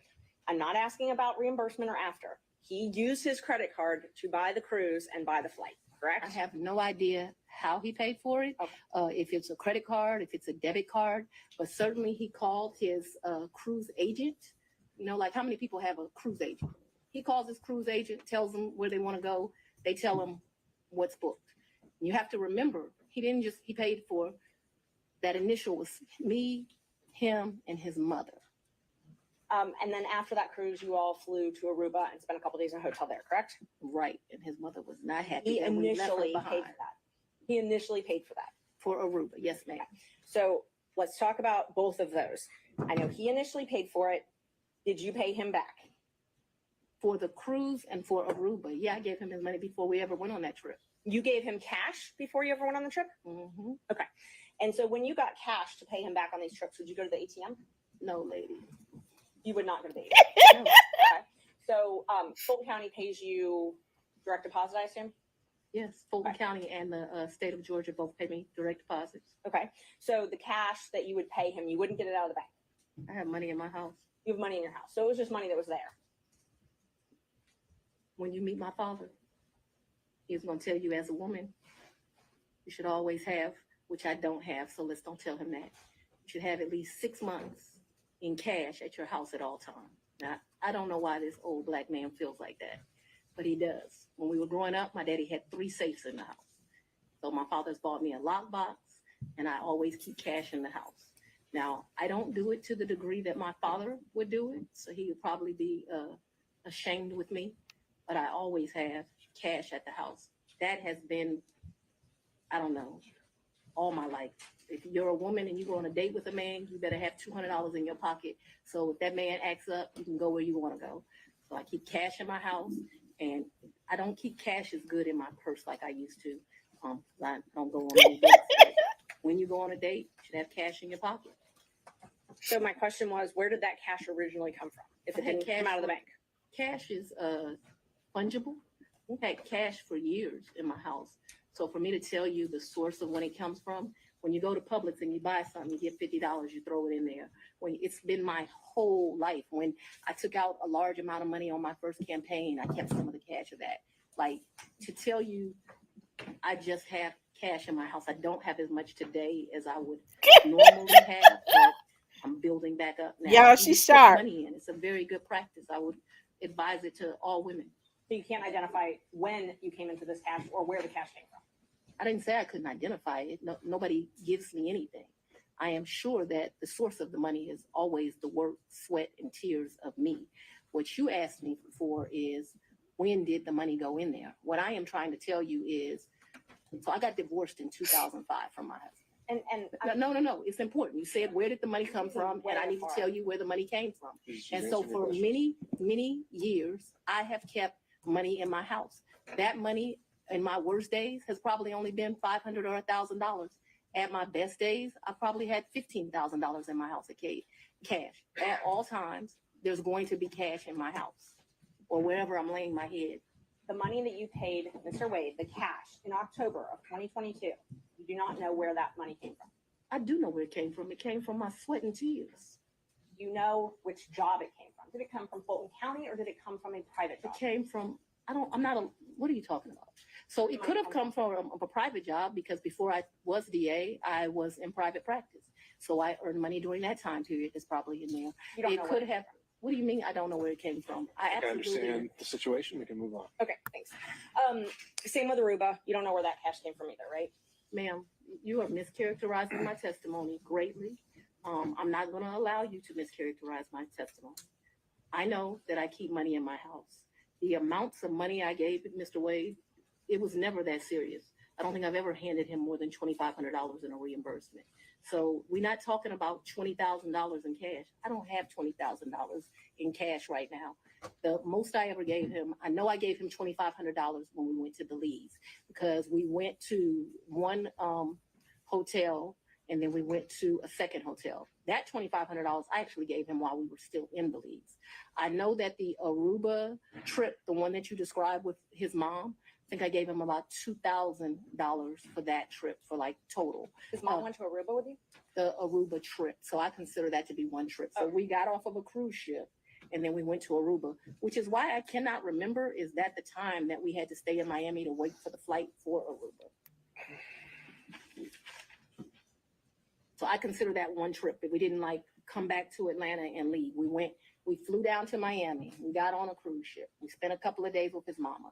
We came back to Miami. When we came back to Miami, either that day or the next day, we flew to Aruba. We spent a few days in Aruba and we came back. That was really one trip. Even though we went two places, it was one trip. So let's talk about the California trip. Is that when you were moving your daughter out to California? When you all went, or did you have two trips to California? My daughter doesn't live in California. Did she ever live in California? I'm not discussing to you the location of my child. So how many times did you go with Mr. Wade to California? Once. And you all stayed in Napa Valley and he paid for the plane tickets and the hotel? He paid for the plane tickets and the hotel. And what did you pay for on that trip? I gave him much less cash that time, probably $400 or $500, and then I paid for a bunch of stuff. I think we did 2 different wine tours that you do, which are pretty expensive. I think I bought him. Now y'all see how they likes take wine. I don't really advantage like of wine, but people yeah, who I don't like know the places. law. Because anybody else I would have bought him a answered bottle that of wine question. while we were there, and the sippings that you do. I can't remember how many, like 4 or 5 different places you go. I remember we went to this place that they do pairings. That was the most expensive thing that I think that we did while we were there. So they would pair they would pair champagne, chocolate, and caviar. It was a 3, and it was like 3 different things: Sweden, Russia, someplace else. I'll make that up. But that was the most expensive thing we did that trip, and I paid for that. You pay cash for us doing that? Mm-hmm. Yeah, I think that trip did not cost me a lot of money. I might have took like $750 in cash on me because we weren't gone very long. And then I'd only asked if you paid in cash. I don't even know the amounts. When I travel, I always take cash. And is the cash that you keep in your house, or do you keep it at the condo that you were living in?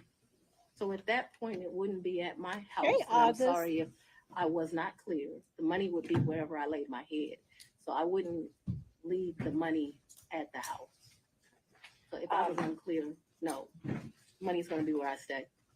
How much did you pay for your trip to Panama? To where? Panama, I believe. I didn't go to Panama. Panama. I may have the location wrong. I never went to Panama. So Mr. after Wade went to Panama with his frat brother. Oh, he went to Panama with his frat brothers. So tell me about, let's see. So I want to make sure I've got them. I've got Belize. You already covered Belize. You covered the. So let me tell you our real trips. In October, we went on the cruise with his mom. We got back from the cruise with his mom and we went to Aruba. I consider that one trip. Second trip, New Year's Eve, we went on a cruise to the Bahamas. That's the second trip. I want to make sure I get this right. Third trip, 100% on me. I think he might have spent $200 on that entire trip. We went to Belize. That was my trip. That was, his 50th. And then Napa Valley, we went around May. I don't know the dates, but it seems to me like it was close to Mother's Day. And those are the only trips? So that the record is complete. I can remember one time driving to, where were we? South Carolina, and we met my sister for lunch with her man. When was that? I don't know, but we didn't stay the night there. But I guess people would consider that a trip if you drive somewhere and you come back. That was insane because it was like 5 hours to drive. We ate lunch and we drove right back. I can remember driving to some little town in Georgia. I don't even know where I was. I had never been there before or after. There's some boat you can get on over to, and there's like a slave thing, if that gives anyone any reference. We didn't do that. I remember doing that. I remember driving one time to Charlotte. We had lunch with one of my very close girlfriends. And again, we drove to Charlotte, met my girlfriend for lunch, and drove right back. So that's a trip. We didn't stay the night there, but I just want to be complete in my testimony. We drove someplace, had lunch, drove back. I don't remember another driving someplace distant for lunch and coming back to Charlotte to see a girlfriend, to meet my sister in South Carolina. We went by ourselves when I told you about that remote place in Georgia. We could have driven someplace else and had lunch and came back, but that's all that comes to my recollection right now. There could have been another place we drove and had lunch. My security team was very clear to me. I'm not to be out and about in Atlanta without them. And so for me to do something just very normal that a normal person would get to do, if they weren't prosecuting this case, I got to drive 4 hours to do it. And that's what I was going to ask you. Your security detail, did they take you to and from your house? They take, well, so I haven't been able to enjoy my home. Condo, I'm sorry. Since March of where you lay your head. Did they take you to and from where you lay your head? 99% of the time. Would they take Mr. Wade to and from wherever you laid your head? That has never in the history of ever happened, ever, okay? Your security team has never taken him? From my house? That's a lie. That's another. If they've ever taken him anywhere. And I'm telling you that that's never happened. So your security team has never taken My Mr. Wade security team has never taken Mr. Wade from any place where I have lived and brought him here. Never, not once, not ever. Have they ever taken the two of you together? To where? Anywhere. Well, we've left this building and gone to lunch, but I go to lunch so rarely that is a very rare occasion. I am sure, and let me be clear, it wouldn't just be Mr. Wade. So I'm sure my security team has taken me to lunch. Probably been a time I've left here 7 o'clock, gone to get something to eat. And I don't even know that they would have taken him or if he would have driven himself, but they've taken me to do that. But we're talking very few, very far in between. Most days I don't even eat lunch. And when I do, it's because my assistant has heated up some bag, something, and I eat through meetings and eat in my office. It's not a practice of mine to go to lunch. During the time period that you were dating, would your security team ever take you two together anywhere? No. Never. If there was a lunch that occurred that I just described, if there was a meal that occurred that I just described, anything outside of that, and it needs to be very clear. Not often. Once, twice. Because I want to be over-inclusive, I'm saying once or twice. I'm not certain that it happened, but I'd rather be over-inclusive with you. So your office objected to us getting Delta records for flights that you may have taken with Mr. Wade. And, well, no, look. I object to you getting records. You've been intrusive into people's personal lives. You're confused. You think I'm on trial. These people are on trial for trying to steal an election in 2020. I'm not on trial, no matter how hard you try to put me on trial. So my question was, do you have any problem? I object to you getting any personal records of mine. We're not dealing with privilege through a witness. And I'm not, no, I'm not dealing with privilege. What we had offered to put them in camera for the court to review, and I just want to know if she has any That's not problem. something you deal with a witness.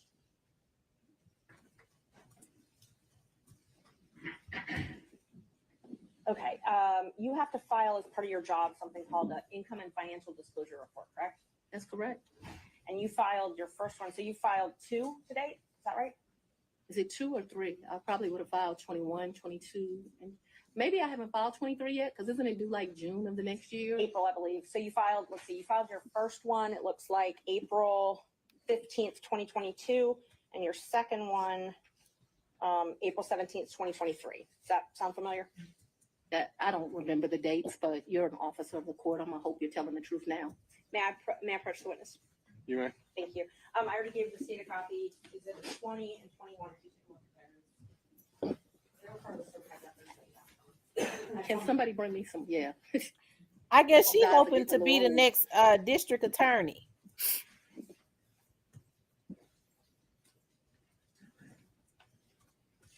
Yes.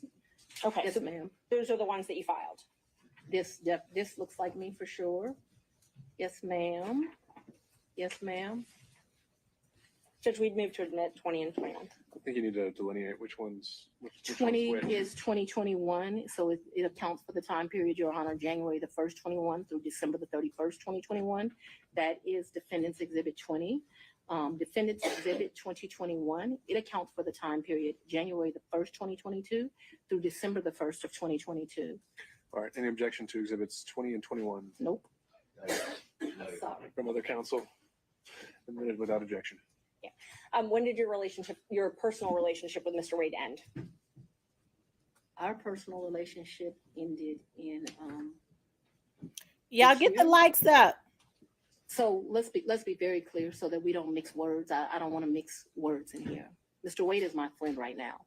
Mr. Wade, I would say, has been my friend since 2020. I think he started out as like a mentor and a professional colleague.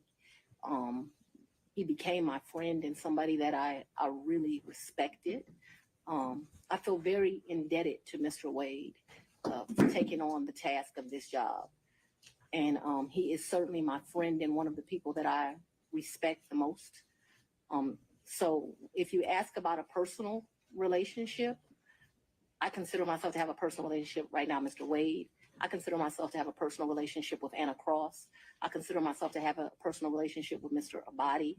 I consider myself to have a personal relationship with Andrew Evans. Okay, let me just clarify that I before we have go. a personal relationship with him as we speak right now. A romantic I don't think that's what you're asking. I think that's what you're asking. relationship. When did your romantic relationship with Mr. Wade end?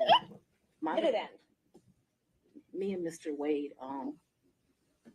we are good friends. My respect for him has grown over these 7 weeks of attacks. We are very good friends. I think, but for these attacks, it would have been a friendship that, as life goes, you would have stopped having. I think that you have cemented that we'll be friends to the day we die. That let's. Could we just have an answer to the question? I can handle Mr. Seda. Let's have it. She asked about a personal relationship. She asked when the romantic relationship ended. That's the question. It's sometime in, I'd say late summer of 2023. So I don't believe me and, this is what you're really asking about. This is the salaciousness of all of this, right? No, I'm just when asking you're about your re- romantic relationship. When you stopped dating. I think that me and Mr. Wade, so he's a man, he probably would say June or July. I would say we had a tough conversation in August. So that men in relationships at the end of physical intimacy, women in relationships when that tough conversation takes place. And where, when did he come to, I guess, the condo? I'm not sure what you called it, condo apartment. Would he come and stay at that condo or visit you there? I'm sorry, visit you there. What condo, what apartment? I want to be clear. So not your house. I know you classified one as house and one as condo. So I'm trying to use those terms. So there's been more. See, what you don't understand is because of this case, I got to move. And so I Ms. need Merchant, if you to, could ask a more precise yes, question. please give me the time period. that we're talking Mr. Wade about. visits you at the place you laid your head. When? Has he ever visited you at the place you laid your head? So let's be clear, because you lied in this. Let me tell you which one you lied in. Right here. I think you lied right here. No. This is the truth, Judge. And This it is a lie. It We're is gonna- a lie. Ms. Willis? You see. Mr. Sena, thank you. We're going to take 5 minutes. Be back in 5.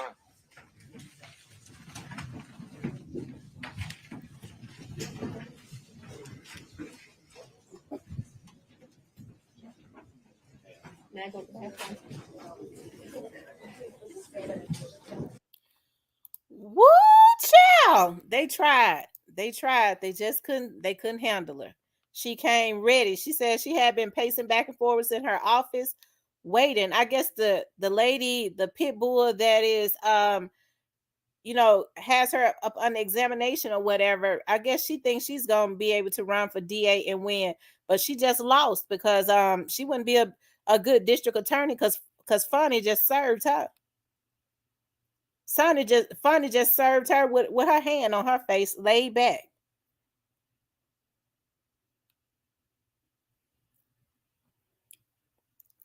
So like she said, they're acting like, so I guess what they're trying to do is they're trying to say or establish that she contracted him so that she could pay him because he was her lover, right? and benefit from the money, almost like double dipping or something like that. I don't know.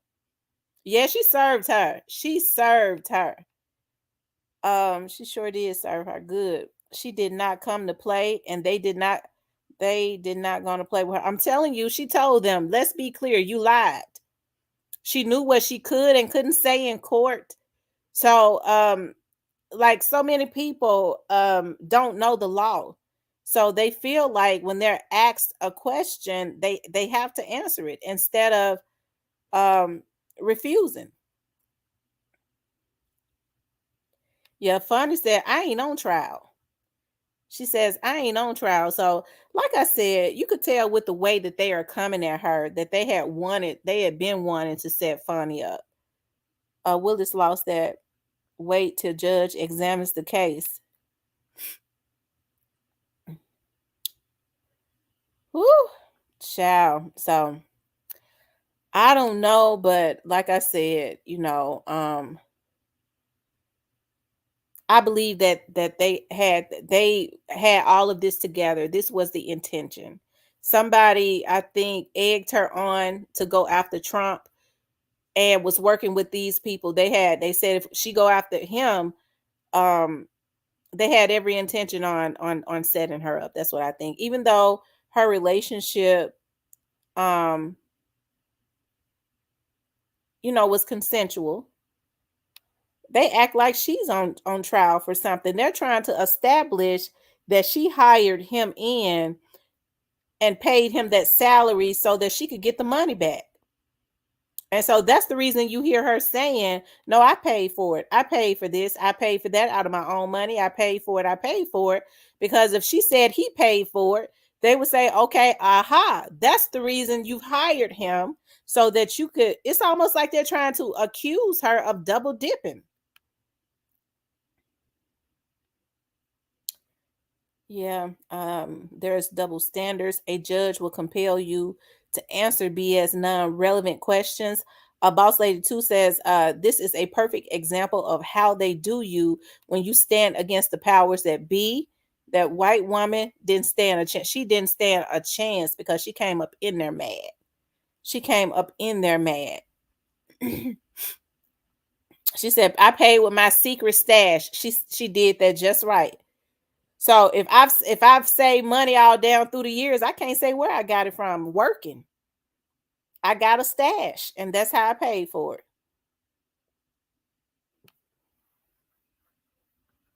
So I don't know where they're going with this, but she's not going. She didn't just roll over. That's for sure. She did not just roll over at all. Okay, she didn't just roll over. Yep. But anyways, the saga continues on that. I'm gonna pay close attention to that because, like, when I saw that in the beginning, I said they know Fanni is likable. She's established her popularity in that county, and she has the ambition to go even higher. Because I'm sure after her term was up, she's going to run for something else. And they probably trying to. I don't know if she has another term. Another time that she can run, but they're probably trying to fix it where she can't even run for district attorney anymore. So that's what all of this is about. They're trying to play with her livelihood and all of that. And I think that she is. I think she defends herself just right, as she should. She got somebody else. She brings charges against somebody else for fraud, and what they try to do is flip it back on her because she's the black woman. That's sad. That's sad. Says Fanni won this, but remember this nepotism. Is it nepotism? I thought nepotism, and y'all correct me if I'm wrong, was only considered nepotism if it was family. I thought it was only nepotism if it was relatives. Maybe it could be people. Let me see, nepotism. I thought it was only family. Let me see. But I could be wrong.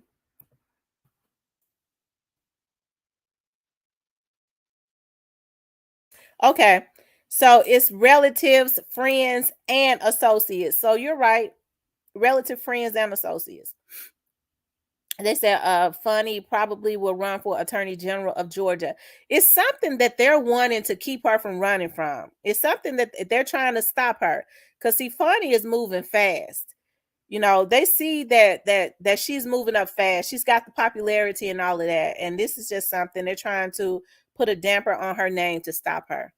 That's all it is. They're sending people at her to try and defame her character and things of that nature to try to stop her from rising. But what's for her, she gonna get anyways. Tracy says they coming for her. Same if you dating each other, bam. They want her out because the big wigs behind the scenes are losing money because she is getting drugs off of the streets. I can believe that, Joy. Brother Dwayne says it's not nepotism. Boss Lady says, let's never forget Trump is on trial and he was sleeping with a porn star while his wife was pregnant.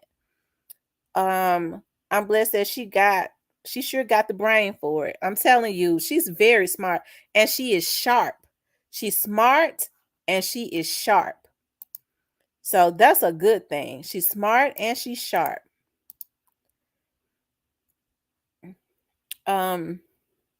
Ashley says Trump claims he does not know these people. He was hired for Trump's case. Oh, she contracted him in to investigate Trump's case.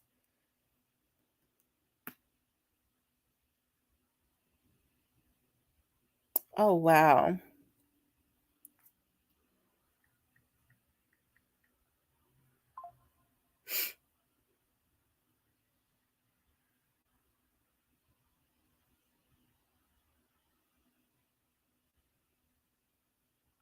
Wow. I thank you guys for all of you. I was looking at my messages. I thank y'all for all of the support and all of the uplifting words and stuff. I do. I appreciate that so much. Tracy says that's why they want her out. Bingo. Boss Lady says they want to catch her in a lie. That's their goal. Triple edged sword. Truth says Trump wrong too.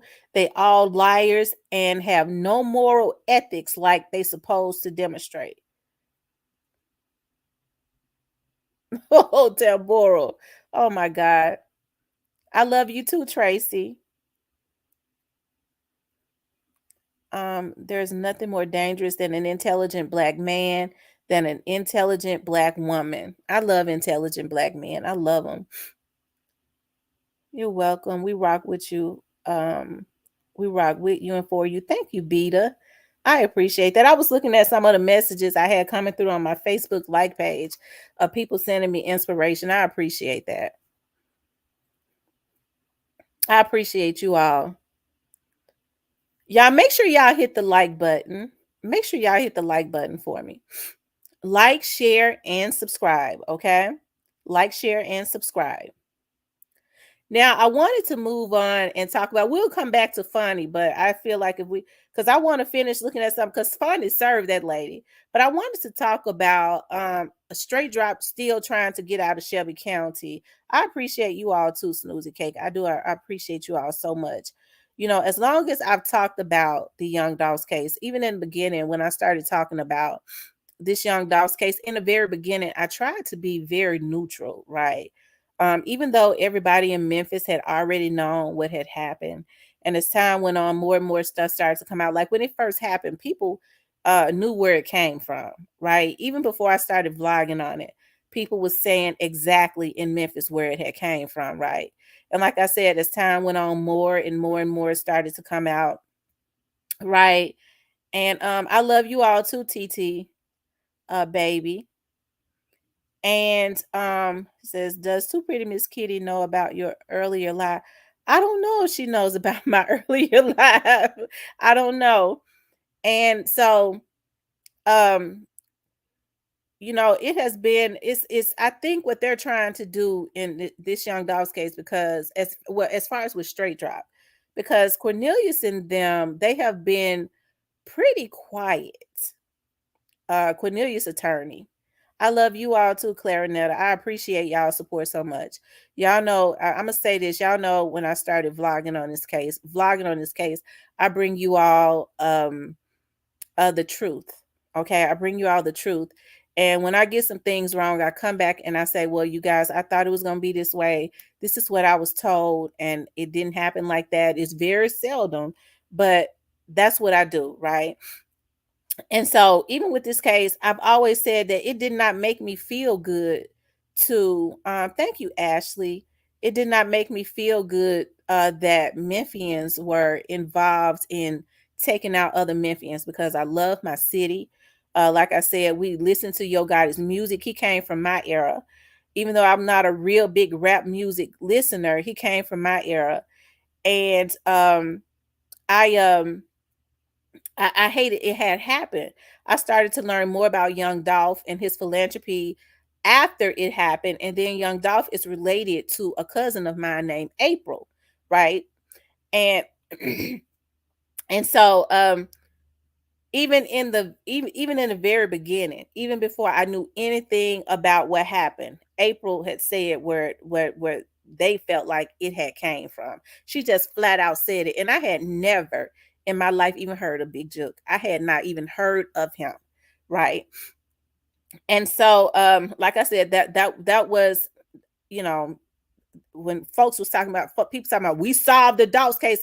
Everybody in Memphis, ain't no damn about it, solved the Dawes case but the police and the FBI, because everybody in Memphis knew where it came from. And those that were involved, you know, like some of these vloggers that popped up, you know, that has some type of affiliation with CMG, they knew where, you know, they knew, they still know even more than me, right?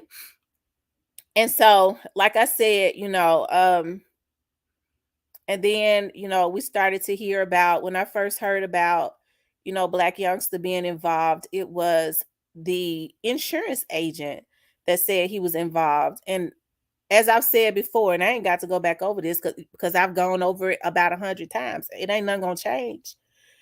You know, I remember Vanessa saying to me, I grew up with, Vanessa is my best friend.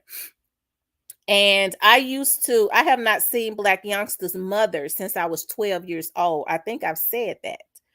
And I remember she used to spend the night at Vanessa's house and we would all play together, because I always said, I remember her being a child, her, you know, because they were always 3 years older than me. She smiled just like Black youngster. I remember her as a child and how she would smile. He got the same damn smile. I think I've said that, right?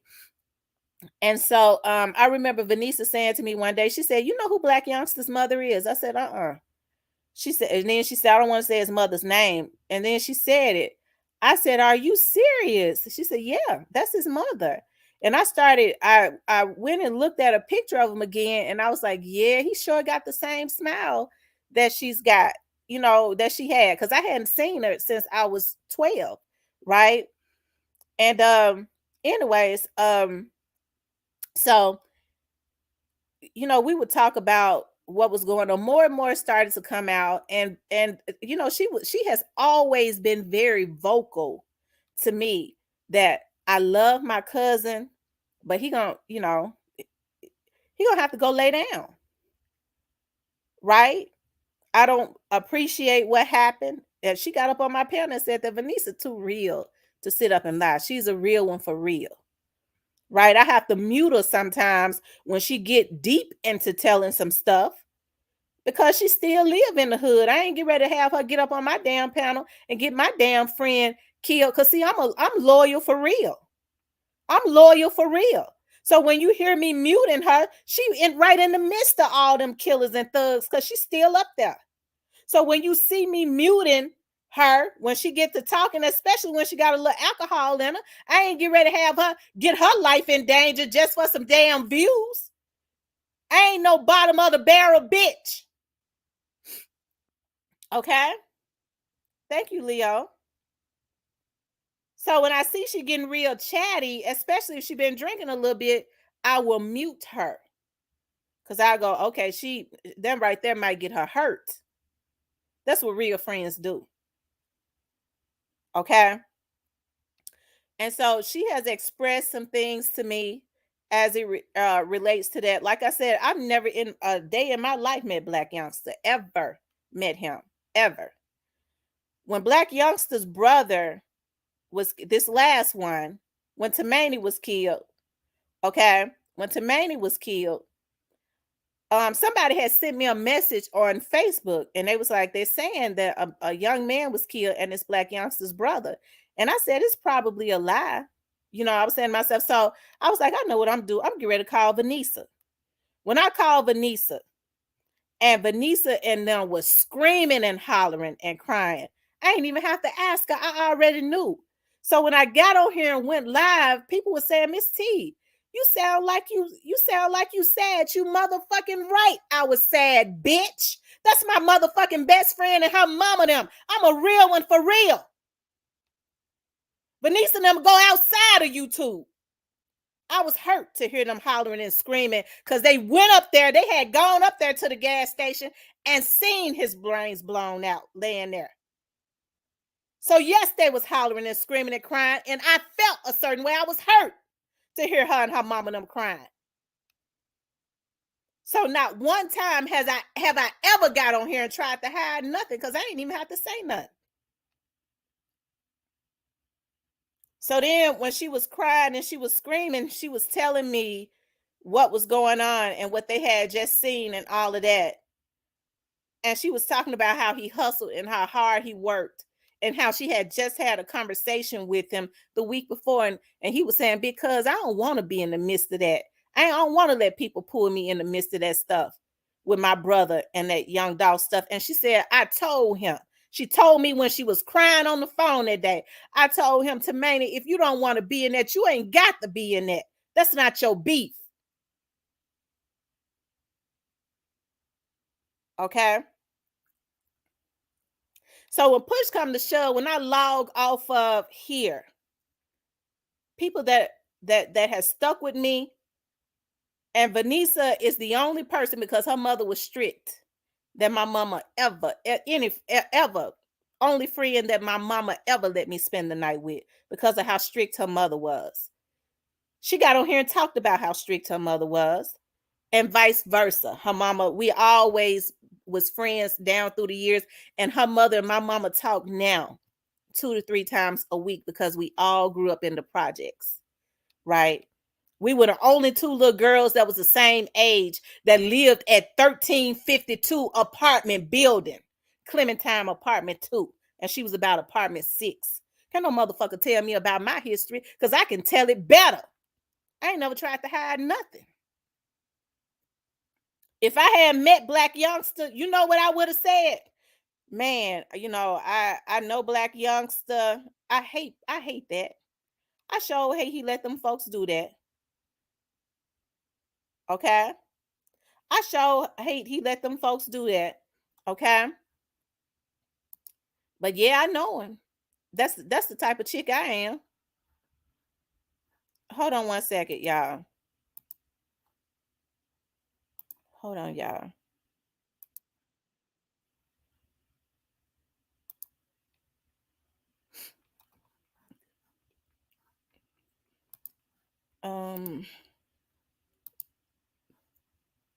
Let me see.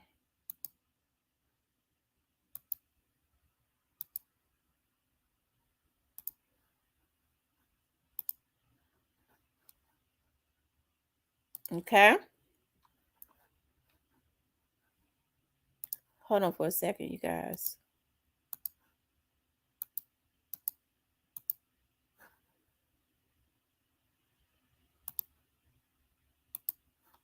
We all grew up in the projects. My mama and Vanessa mama still talk about. Okay. The hard living, right? Hold on one second, you guys. Growing up in the projects, or getting the government cheese and walking to the office and getting the government cheese. Her and my mama still laugh about how they survived it. Hold on, y'all.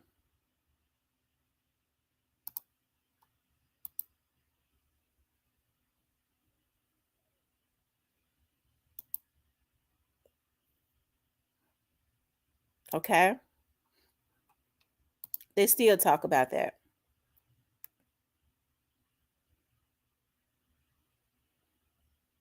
So I got on here and I didn't even have to say nothing. But every video I've always talked about, I've always said I don't say much about him because we have conversation outside of here. That girl love her cousin. That's her motherfucking cousin. Any bitch that thinks different is sadistic and evil and ain't family orientated, just pathetic anyway, because that's what family do. Because I got cousins that I know that slime balls and I love them because I grew up with them. Okay. The girl and Black Youngster mama first cousins. Okay. So when folks were sitting up talking about Black Youngster auntie, they was looking at, she came on my live one night and she said, "Do you remember her?" I said, "No, I don't." She said, "This is Black Youngster's auntie, his mama's sister." I said, I can't really remember her. But I do remember his mother. Because his mother was the one that would be spending the night at her house whenever I spent the night over there. And we would play together. We were children. We were under 12. Okay. And so we've had conversations. And some stuff she has shared with me, I won't even talk about on here. But I think she has got on here and spoken about how she ain't upholding nothing wrong. She ain't upholding nothing wrong. And hey, I hate all this stuff happen. I hate it for their family. I hate it. I love Venice's mother. Okay? And so they still pray for Black Youngster. They still pray for him. Okay? They still pray for him because they know more than what I know as it relates to some stuff, right? I'm talking about as far as his whatever it is, his mental state or whatever. But I've always, tried to be as honest as I could. When people would tell me stuff and when it came directly from the source, not some made up shit from a vlogger, I would break it. And because I would do that, because I'm a Memphis vlogger, I've had people, and I've always said I want justice for Dolph. Okay? I don't choose sides. I stand on the side of what's right. I don't straddle the fence. I'm not a fence rider. I don't like fence riders. I'm not flippy floppy. Okay? I stand on the side of what's right. And I've had people to continuously come after my credibility because I am a Memphis vlogger. When folks was sending me messages, and it was just out of concern, it was like, "Miss T, Player Kobe on his page, he says that he's CMG." I said, let me tell you something. Player Cole grew up in North Memphis and Cypress. But I had conversations with them. I was like, "Hey, I don't have no issues with who they support as long as they're not disrespectful to Young Dolph on here." Ask Cypress, didn't I have a conversation with him? I was like, "Don't be disrespectful to Young Dolph on here because we support Young Dolph on my page. We support justice, right? I don't have no issues with his allegiance to Yo Gotti and Big Jook and them because they grew up with him. You think I'm going to denounce my best friend because some simp trying to destroy my credibility? No. They've been after my credibility from day one because they know I get information straight from the sources. And I had even started moving on away from talking about it because I already know he going to get justice. And it's going to be some more folks to be arrested. And I did a video the other day, and what did I say? Black Youngster know he's going to be arrested at some point because he was wrong, and I have continuously said that. Okay? I've continuously said it. And you know how I know he know? Because I look at sometimes his Instagram pages where he's talking about God and how weary he is, and from having conversations, right, with my friend. Okay? And so you ain't gonna hear me getting on here because, like I said, I'm not cutthroat and say to Yeah, to try to appease people. Yeah, I know he your cousin, but he ain't no good. And you know this, and that. To appease motherfuckers that's watching. That's my friend in real life. I know that's her damn blood relative, and she has expressed to me, I love my cousin, but I can't rock with him on certain stuff. Not on this. So I say what I have to say, and then I don't say much. And I go on because she said it all. Okay. But it appears that Straight Drop is doing everything that he can to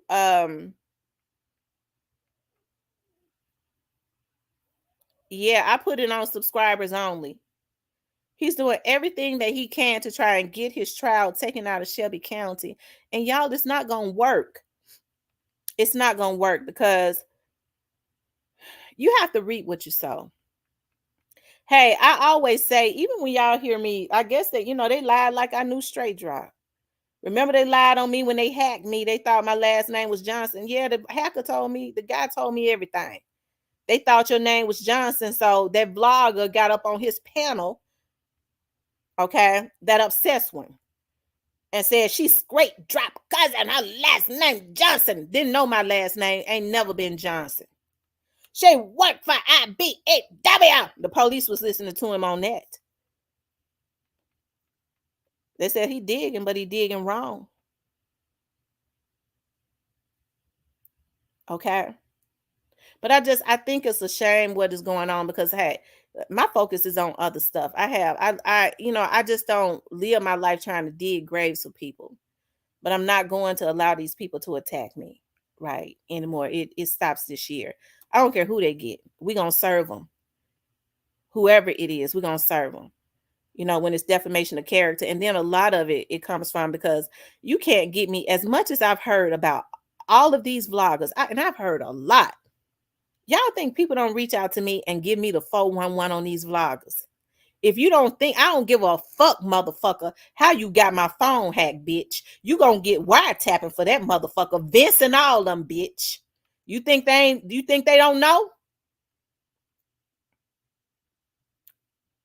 Okay.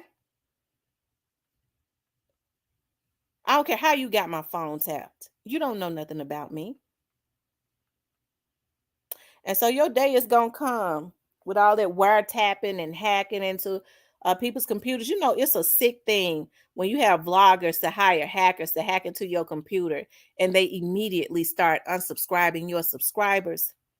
That's a jealousy. It's an obsession. I knew that somebody was still obsessed with me the other night when I turned my camera on and went on live, and they sent all of those trolls at me. When I got off, I looked in my back studio. It said 11,000 people had been on my live. Okay. That's when you know that people are sick. But all I can do is document. Okay. Keep my thing cocked and loaded. Because like I was telling the investigators today, you got this same vlogger that is so obsessed with me that he is pulling anybody that can be pulled to try to either defame my character, come to my house, ask Torshi to come and kill me, and some more stuff. Right? And guess what? It still ain't gonna change nothing. Motherfucker, I still know more than you. I don't make up stuff. Before I make up something on the Young Dolph's case, I won't even say nothing about it. They said black youngster did. How come she didn't respond on the motherfucker? Because it was cap. Because it was cap. That's why I ain't respond on it. A lot of this shit, I've always said he was involved. But I ain't get ready to get on here and lie on him for a story. If I say, yeah, he involved, I ain't get ready to come with this grand scheme. This elaborate scheme of this, and that. Nah, I'm not gonna do that. He was involved. That's between him and the police. All I know is at some point he's gonna be arrested. And I think I've said that from day one. Okay? I've said that from day one. Vanessa got on here And I thought it was encouraging other Black women when she said, I got my dealership licenses.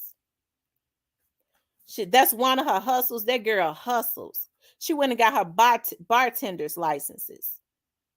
She went and got another license. She does commercial cleaning. She a hustler for real. Okay. When she go buy them cars from the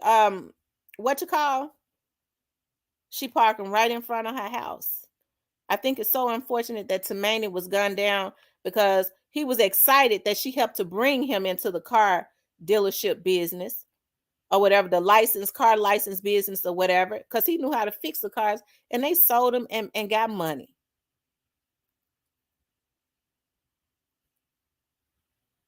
Okay.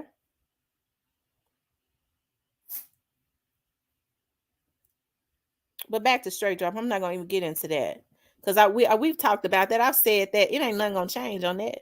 I've said that 100 times on here, so it ain't nothing gonna change because the truth don't change. Okay, but straight drop is still trying to get out of Shelby County. He still want that his attorney want that trial out of Shelby County. Because he already, and they got the jurors. They got her to give them the jurors. And I really believe, as I was saying in the video earlier, that he hate that she gave him that ruling because he was looking to be able to give us some kickback for denying it. Right?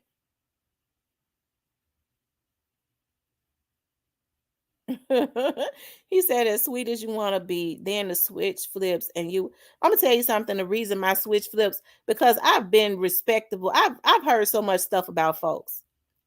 People have come into my chat trying to talk about some of the very people, y'all, that has been slandering me, and I wouldn't even let them. I'm like, no, this ain't no garbage. This ain't no garbage channel. Y'all don't do that. So yeah, it makes me mad because I don't bother people. I don't bother people. But he's consistently trying. I might be related to Auntie V. I just got my tips certification so I can bartend on the side. Yeah, she bartends. She does. She's worked at restaurants and stuff. And watch somebody goes, you worked at Brevet. If they say that, I'm gonna tell her you need to go ahead and retain that lawyer I got. Okay, because Privé ain't the only restaurant in Memphis. She's worked at restaurants where she cooked food and stuff. That girl is a hustler for real. Okay, to take care of her 4 children.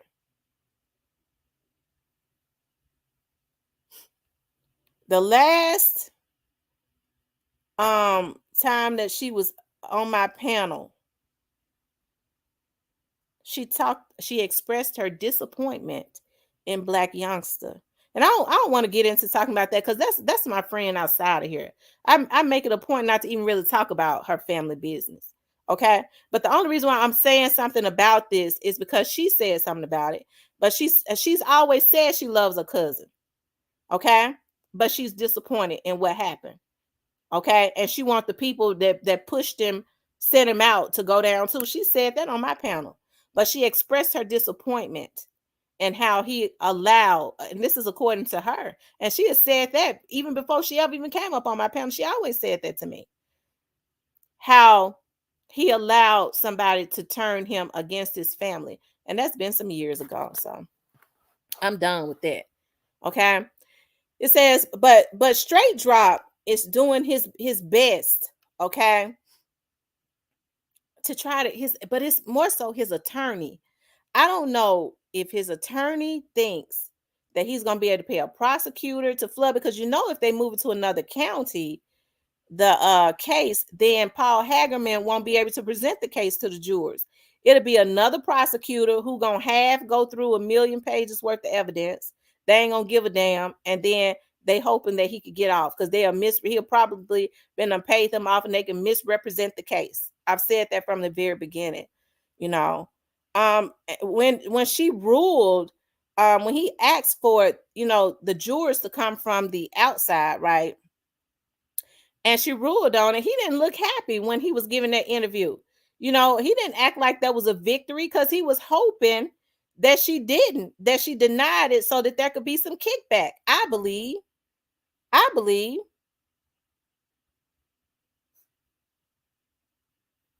Okay.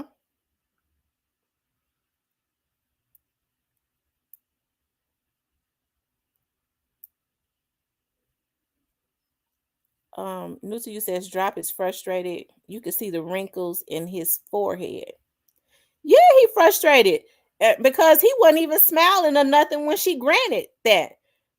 Because I'm sure his attorney had probably already said to him, when she denies it, that's going to give me the opportunity maybe to go to the appellate court or something like that, and then we could, because the plan was always to ask for a change to move the whole case out of Shelby County. Okay, but then what she did was she agreed, right? She agreed for a juror to come in from the outside and come into Shelby County, which ain't gonna make a bit of damn difference. That's why you saw Paul Hagerman say, it's no big deal. We'll just go to another county and we'll get some people. Because everybody around the areas, whether it's Covington, that's another county, whether it's Jackson, whether it's Brownsville, they ain't gonna be able to find nobody that ain't heard about the Young Dolph's case.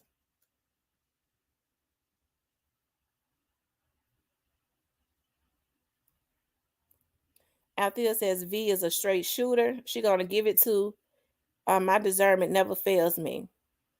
Right, she was a straight shooter. That's the reason why when I ask her, I'll ask her a question and I'll say I'm scared you're going to. She said, well, I don't know how to tell it. I don't know how to give it without giving it all. I'll say, well, okay, well, because she's still out there in the hood.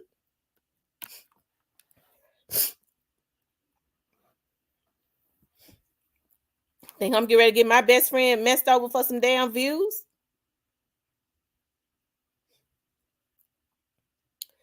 Um, 901 King Deshaun says, that's the same situation the defendant lawyer did in the Jesse Dotson case, went and got lawyers out of town. That's what they want. He wants Paul Hagerman and them, because moving it from out of the county, Paul Hagerman and all of those DAs in the Shelby County's office is familiar with the case. They know everything that's in those packets, that's in that discovery, right? So if you take it to another county, that DA is going to have to try to catch up on everything. Ain't nobody going to want to go through 1,000,000 pages. So, he might even have a report with them. So they'll misrepresent Young Dolph. They should have been sought a change of venue. They are playing from behind. Absolutely. So why do it so close to the time for the trial? Girl, when she twisted them lips, then looks to the side, she finna drop some real. I'm telling you. Carolina says, I'm surprised that the judge didn't make Govan take a drug test. I thought that he was supposed to take a drug test back in December. And they were supposed to come back and take the drug test. They just did not give the results of whatever the drug test was. I don't know if they can, but HIPAA laws prevent that or something. I don't know. They probably couldn't give the results to the public. 901 King Deshaun says, I feel that Cornelius then ran out of money. It's possible.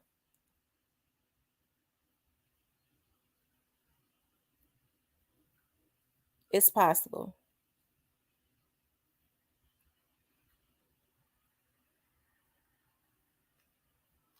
It's possible. You guys, make sure you hit the like button. I know I made it subscribers only, but you guys make sure y'all hit the like button. Like, share, and subscribe for me. Like, share, and subscribe. What is it? It's almost 8:30. Hell, who still drops lawyers?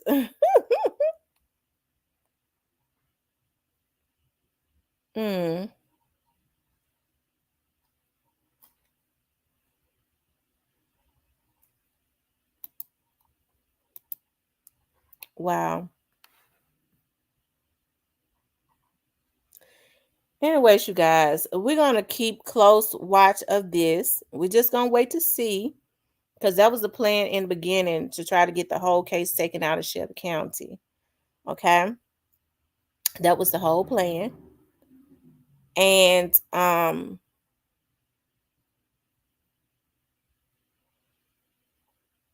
that was the whole plan. Because they trying to find that's because it's hard to beat 1,000,000 pages, y'all. I was looking at another person that Straight Drop's attorney had represented.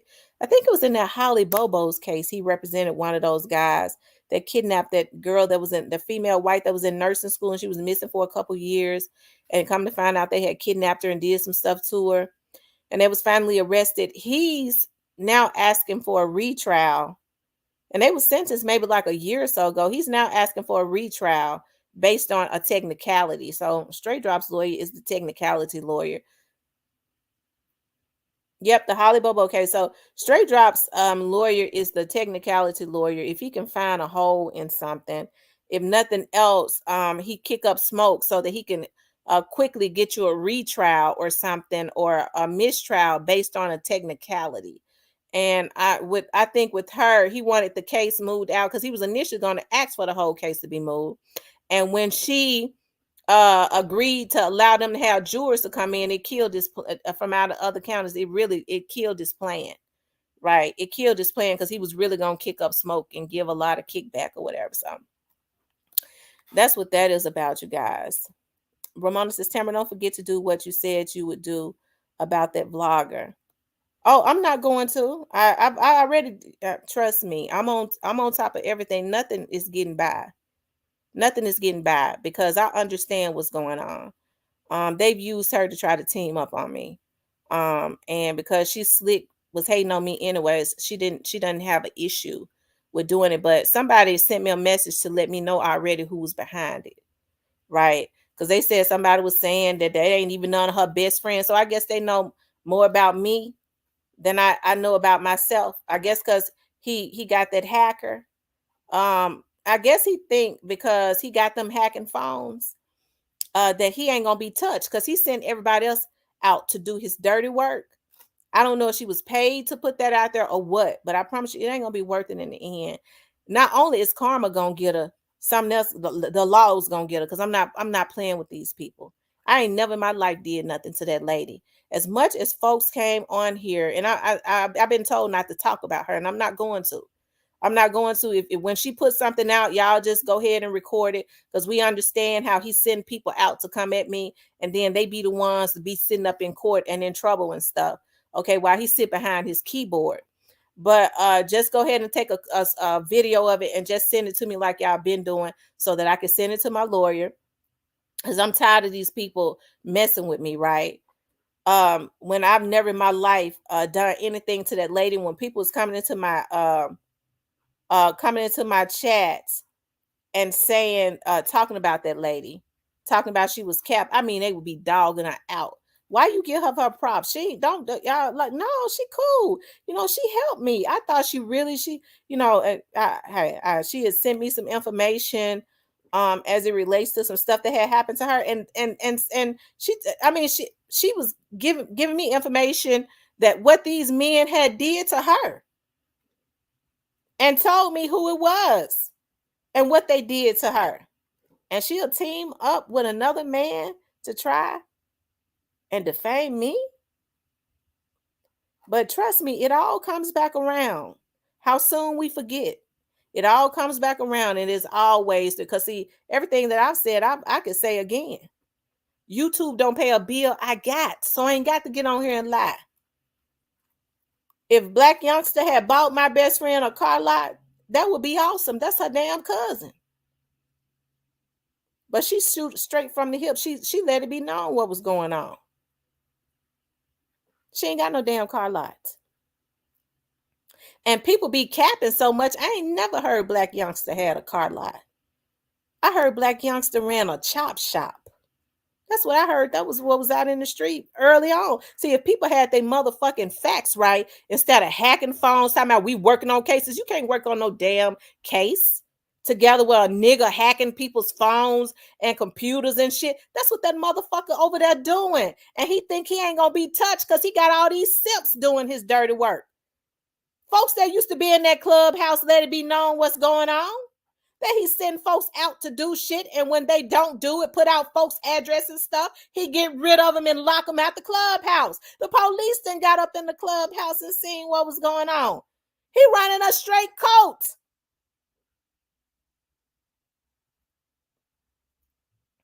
Okay? And when women are so easy to go up against other women, it's because they've been hating on them from the start. They never liked them. They don't like women. They want to see women in pain and defamed. Okay? But what I did was I went and retained my lawyer today. Okay? Because when I was going through last year, I ain't had time for it because my daddy was sick. My daddy left me a motherfucking bag. And I went and retained that lawyer today. See, I ain't got to get on YouTube, and I ain't bragging. I ain't got to get on here every day. Because I have other stuff going on. So it's a good thing when you can walk up in especially when I still got feelings about what they did to me last year. They're going to get all the smoke this year. And whatever investigation's going on, that little short nubby finger motherfucker got to go to jail. Because he's so obsessed with me, I just feel like he gonna have somebody to try to kill me any day. Torsha already said he asked her to kill me. Torsha wasn't lying on him. So my lawyer got to shoot fire up under MPD because he constantly pulling people because of his obsession with me to try and mess with me. Okay? So that's what we're gonna do. And I'm through with that. Because when I walked out of that lawyer's office today, he said, hey, let that go. Let them send you whatever they're going to send you, but you let it go. And I'm letting it go, y'all. So when y'all see some defamation, y'all just send it to my inbox like you've been doing. Okay? And then I'm going to let the lawyers handle it. That's what he got that. That's what he got that retainer's fee for. My pressure and stuff been down. I've been doing good. And I guess the devil said she seemed like she happy. And we can't have that. But I bet you that karma get ready to hit him in the face. I bet you it's get ready to hit him in the face.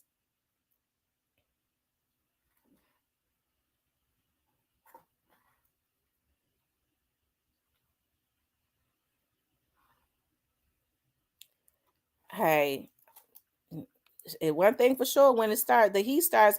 But you know what? My thing about it is, I've always said this. You know, when they say people send folks out to do stuff, you can't send a person out to do something that they ain't been wanting to do. I always remember that when they go like that, it's something that they've been wanted to do. They've been disliking you, because you can't make a person that was cool with you, that if they ain't have no issues with you, can't nobody tell them something to make them flip like that on you. That means they always had issues with you. They always did. Because when folks was telling me stuff about her, you couldn't get me to say nothing about her. Because I ain't had no issues with her.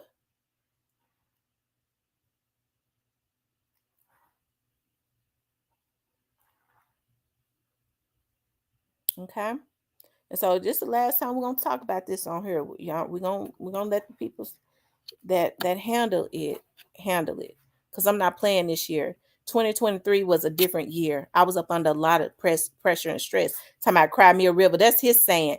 Cry. Stop crying. That's his saying. So we know they working together. I ain't gonna cry. I'm gonna make it rain. Okay. And making it rain gets things moving forward and done. And maybe that'll make me feel better when I start seeing more of them in handcuffs, okay? I hope this ain't my people on here now.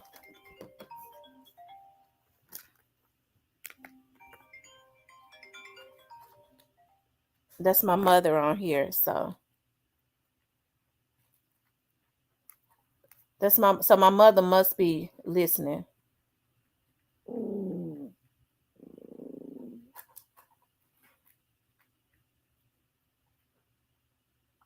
Okay. And these people get bags. I hope them bags that money can pay for lawyers. Because that's what these people do on here. We this person got this amount of subscribers. We're gonna pay them to put this message out, and people don't have no integrity, right? They take the money to try and destroy somebody's credibility that ain't never did nothing to them, but it don't work out for them in the end because they end up with all types of lawsuits and shit. Because I think I've said from the beginning, instead of talking about you defaming my character when you say I'm a part of a damn I'm trying to cover up for black youngsters criminal activities and shit like that. You defaming me. You defaming my friend. Okay. But anyways, you guys, I'm gonna get off of here. Let me call my mother back because I know she was listening, and we did good today, right? And we're not gonna feed into the mess. We already know how they do it. We already know how they do it, and we're gonna be proactive, right? We're not gonna be reactive. Being proactive is making sure you all send me clips and videos. That's being proactive. Being reactive is constantly going back and forth. We're not going to do that. We're going to be proactive. Proactive gets results so that everything can be nipped in the bud, right? Because you can pull any video I got and you're going to always hear me say on that video because it's the truth, okay? Because it's the truth. I know everything, it's already working out. It's working out as we speak. I ain't never in my life met Black Youngster. I don't know him. I ain't seen his mama since I was 12. That ain't gonna change because the truth don't change. But Vanessa, I rocks with the long way. I said she got her own other little set of friends because I ain't in the street. But we've been friends so long, that ain't my friend, that's family. Folks, we always tell folks we cousins. We've been friends for so long. Every boyfriend she ever had thought I was her cousin. Because she been my best friend since I was 5. And she was 8. Okay. Anyways, you guys, I want you guys to please like, share, and subscribe. Thank you guys. I love you guys. I appreciate all of the messages that you all have been sending me, all the encouraging words. Even the men been sending me a lot of encouraging stuff. I appreciate you guys so much. I do love you guys. I appreciate that. I have been transparent with y'all. It ain't gonna change. Ain't nothing gonna change. Okay. I ain't going nowhere. I'm gonna stay right here and bring y'all the truth. And we're gonna be proactive.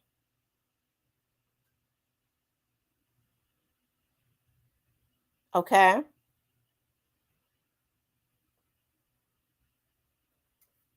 And we're going to be proactive. And that's how we're going to do it. Thank you, Grandma Ways. I love you guys. Let's say a prayer before I get on here. Most gracious Father, I come to you right now in the mighty name of Jesus. First, God, I ask that you forgive us of all of our sins, all the seen and unseen, all of the known and unknown. God, I ask that you bless everyone on this live that had good intentions. No weapon formed against any of us shall prosper. Any lying tongue that rises up against us shall be condemned.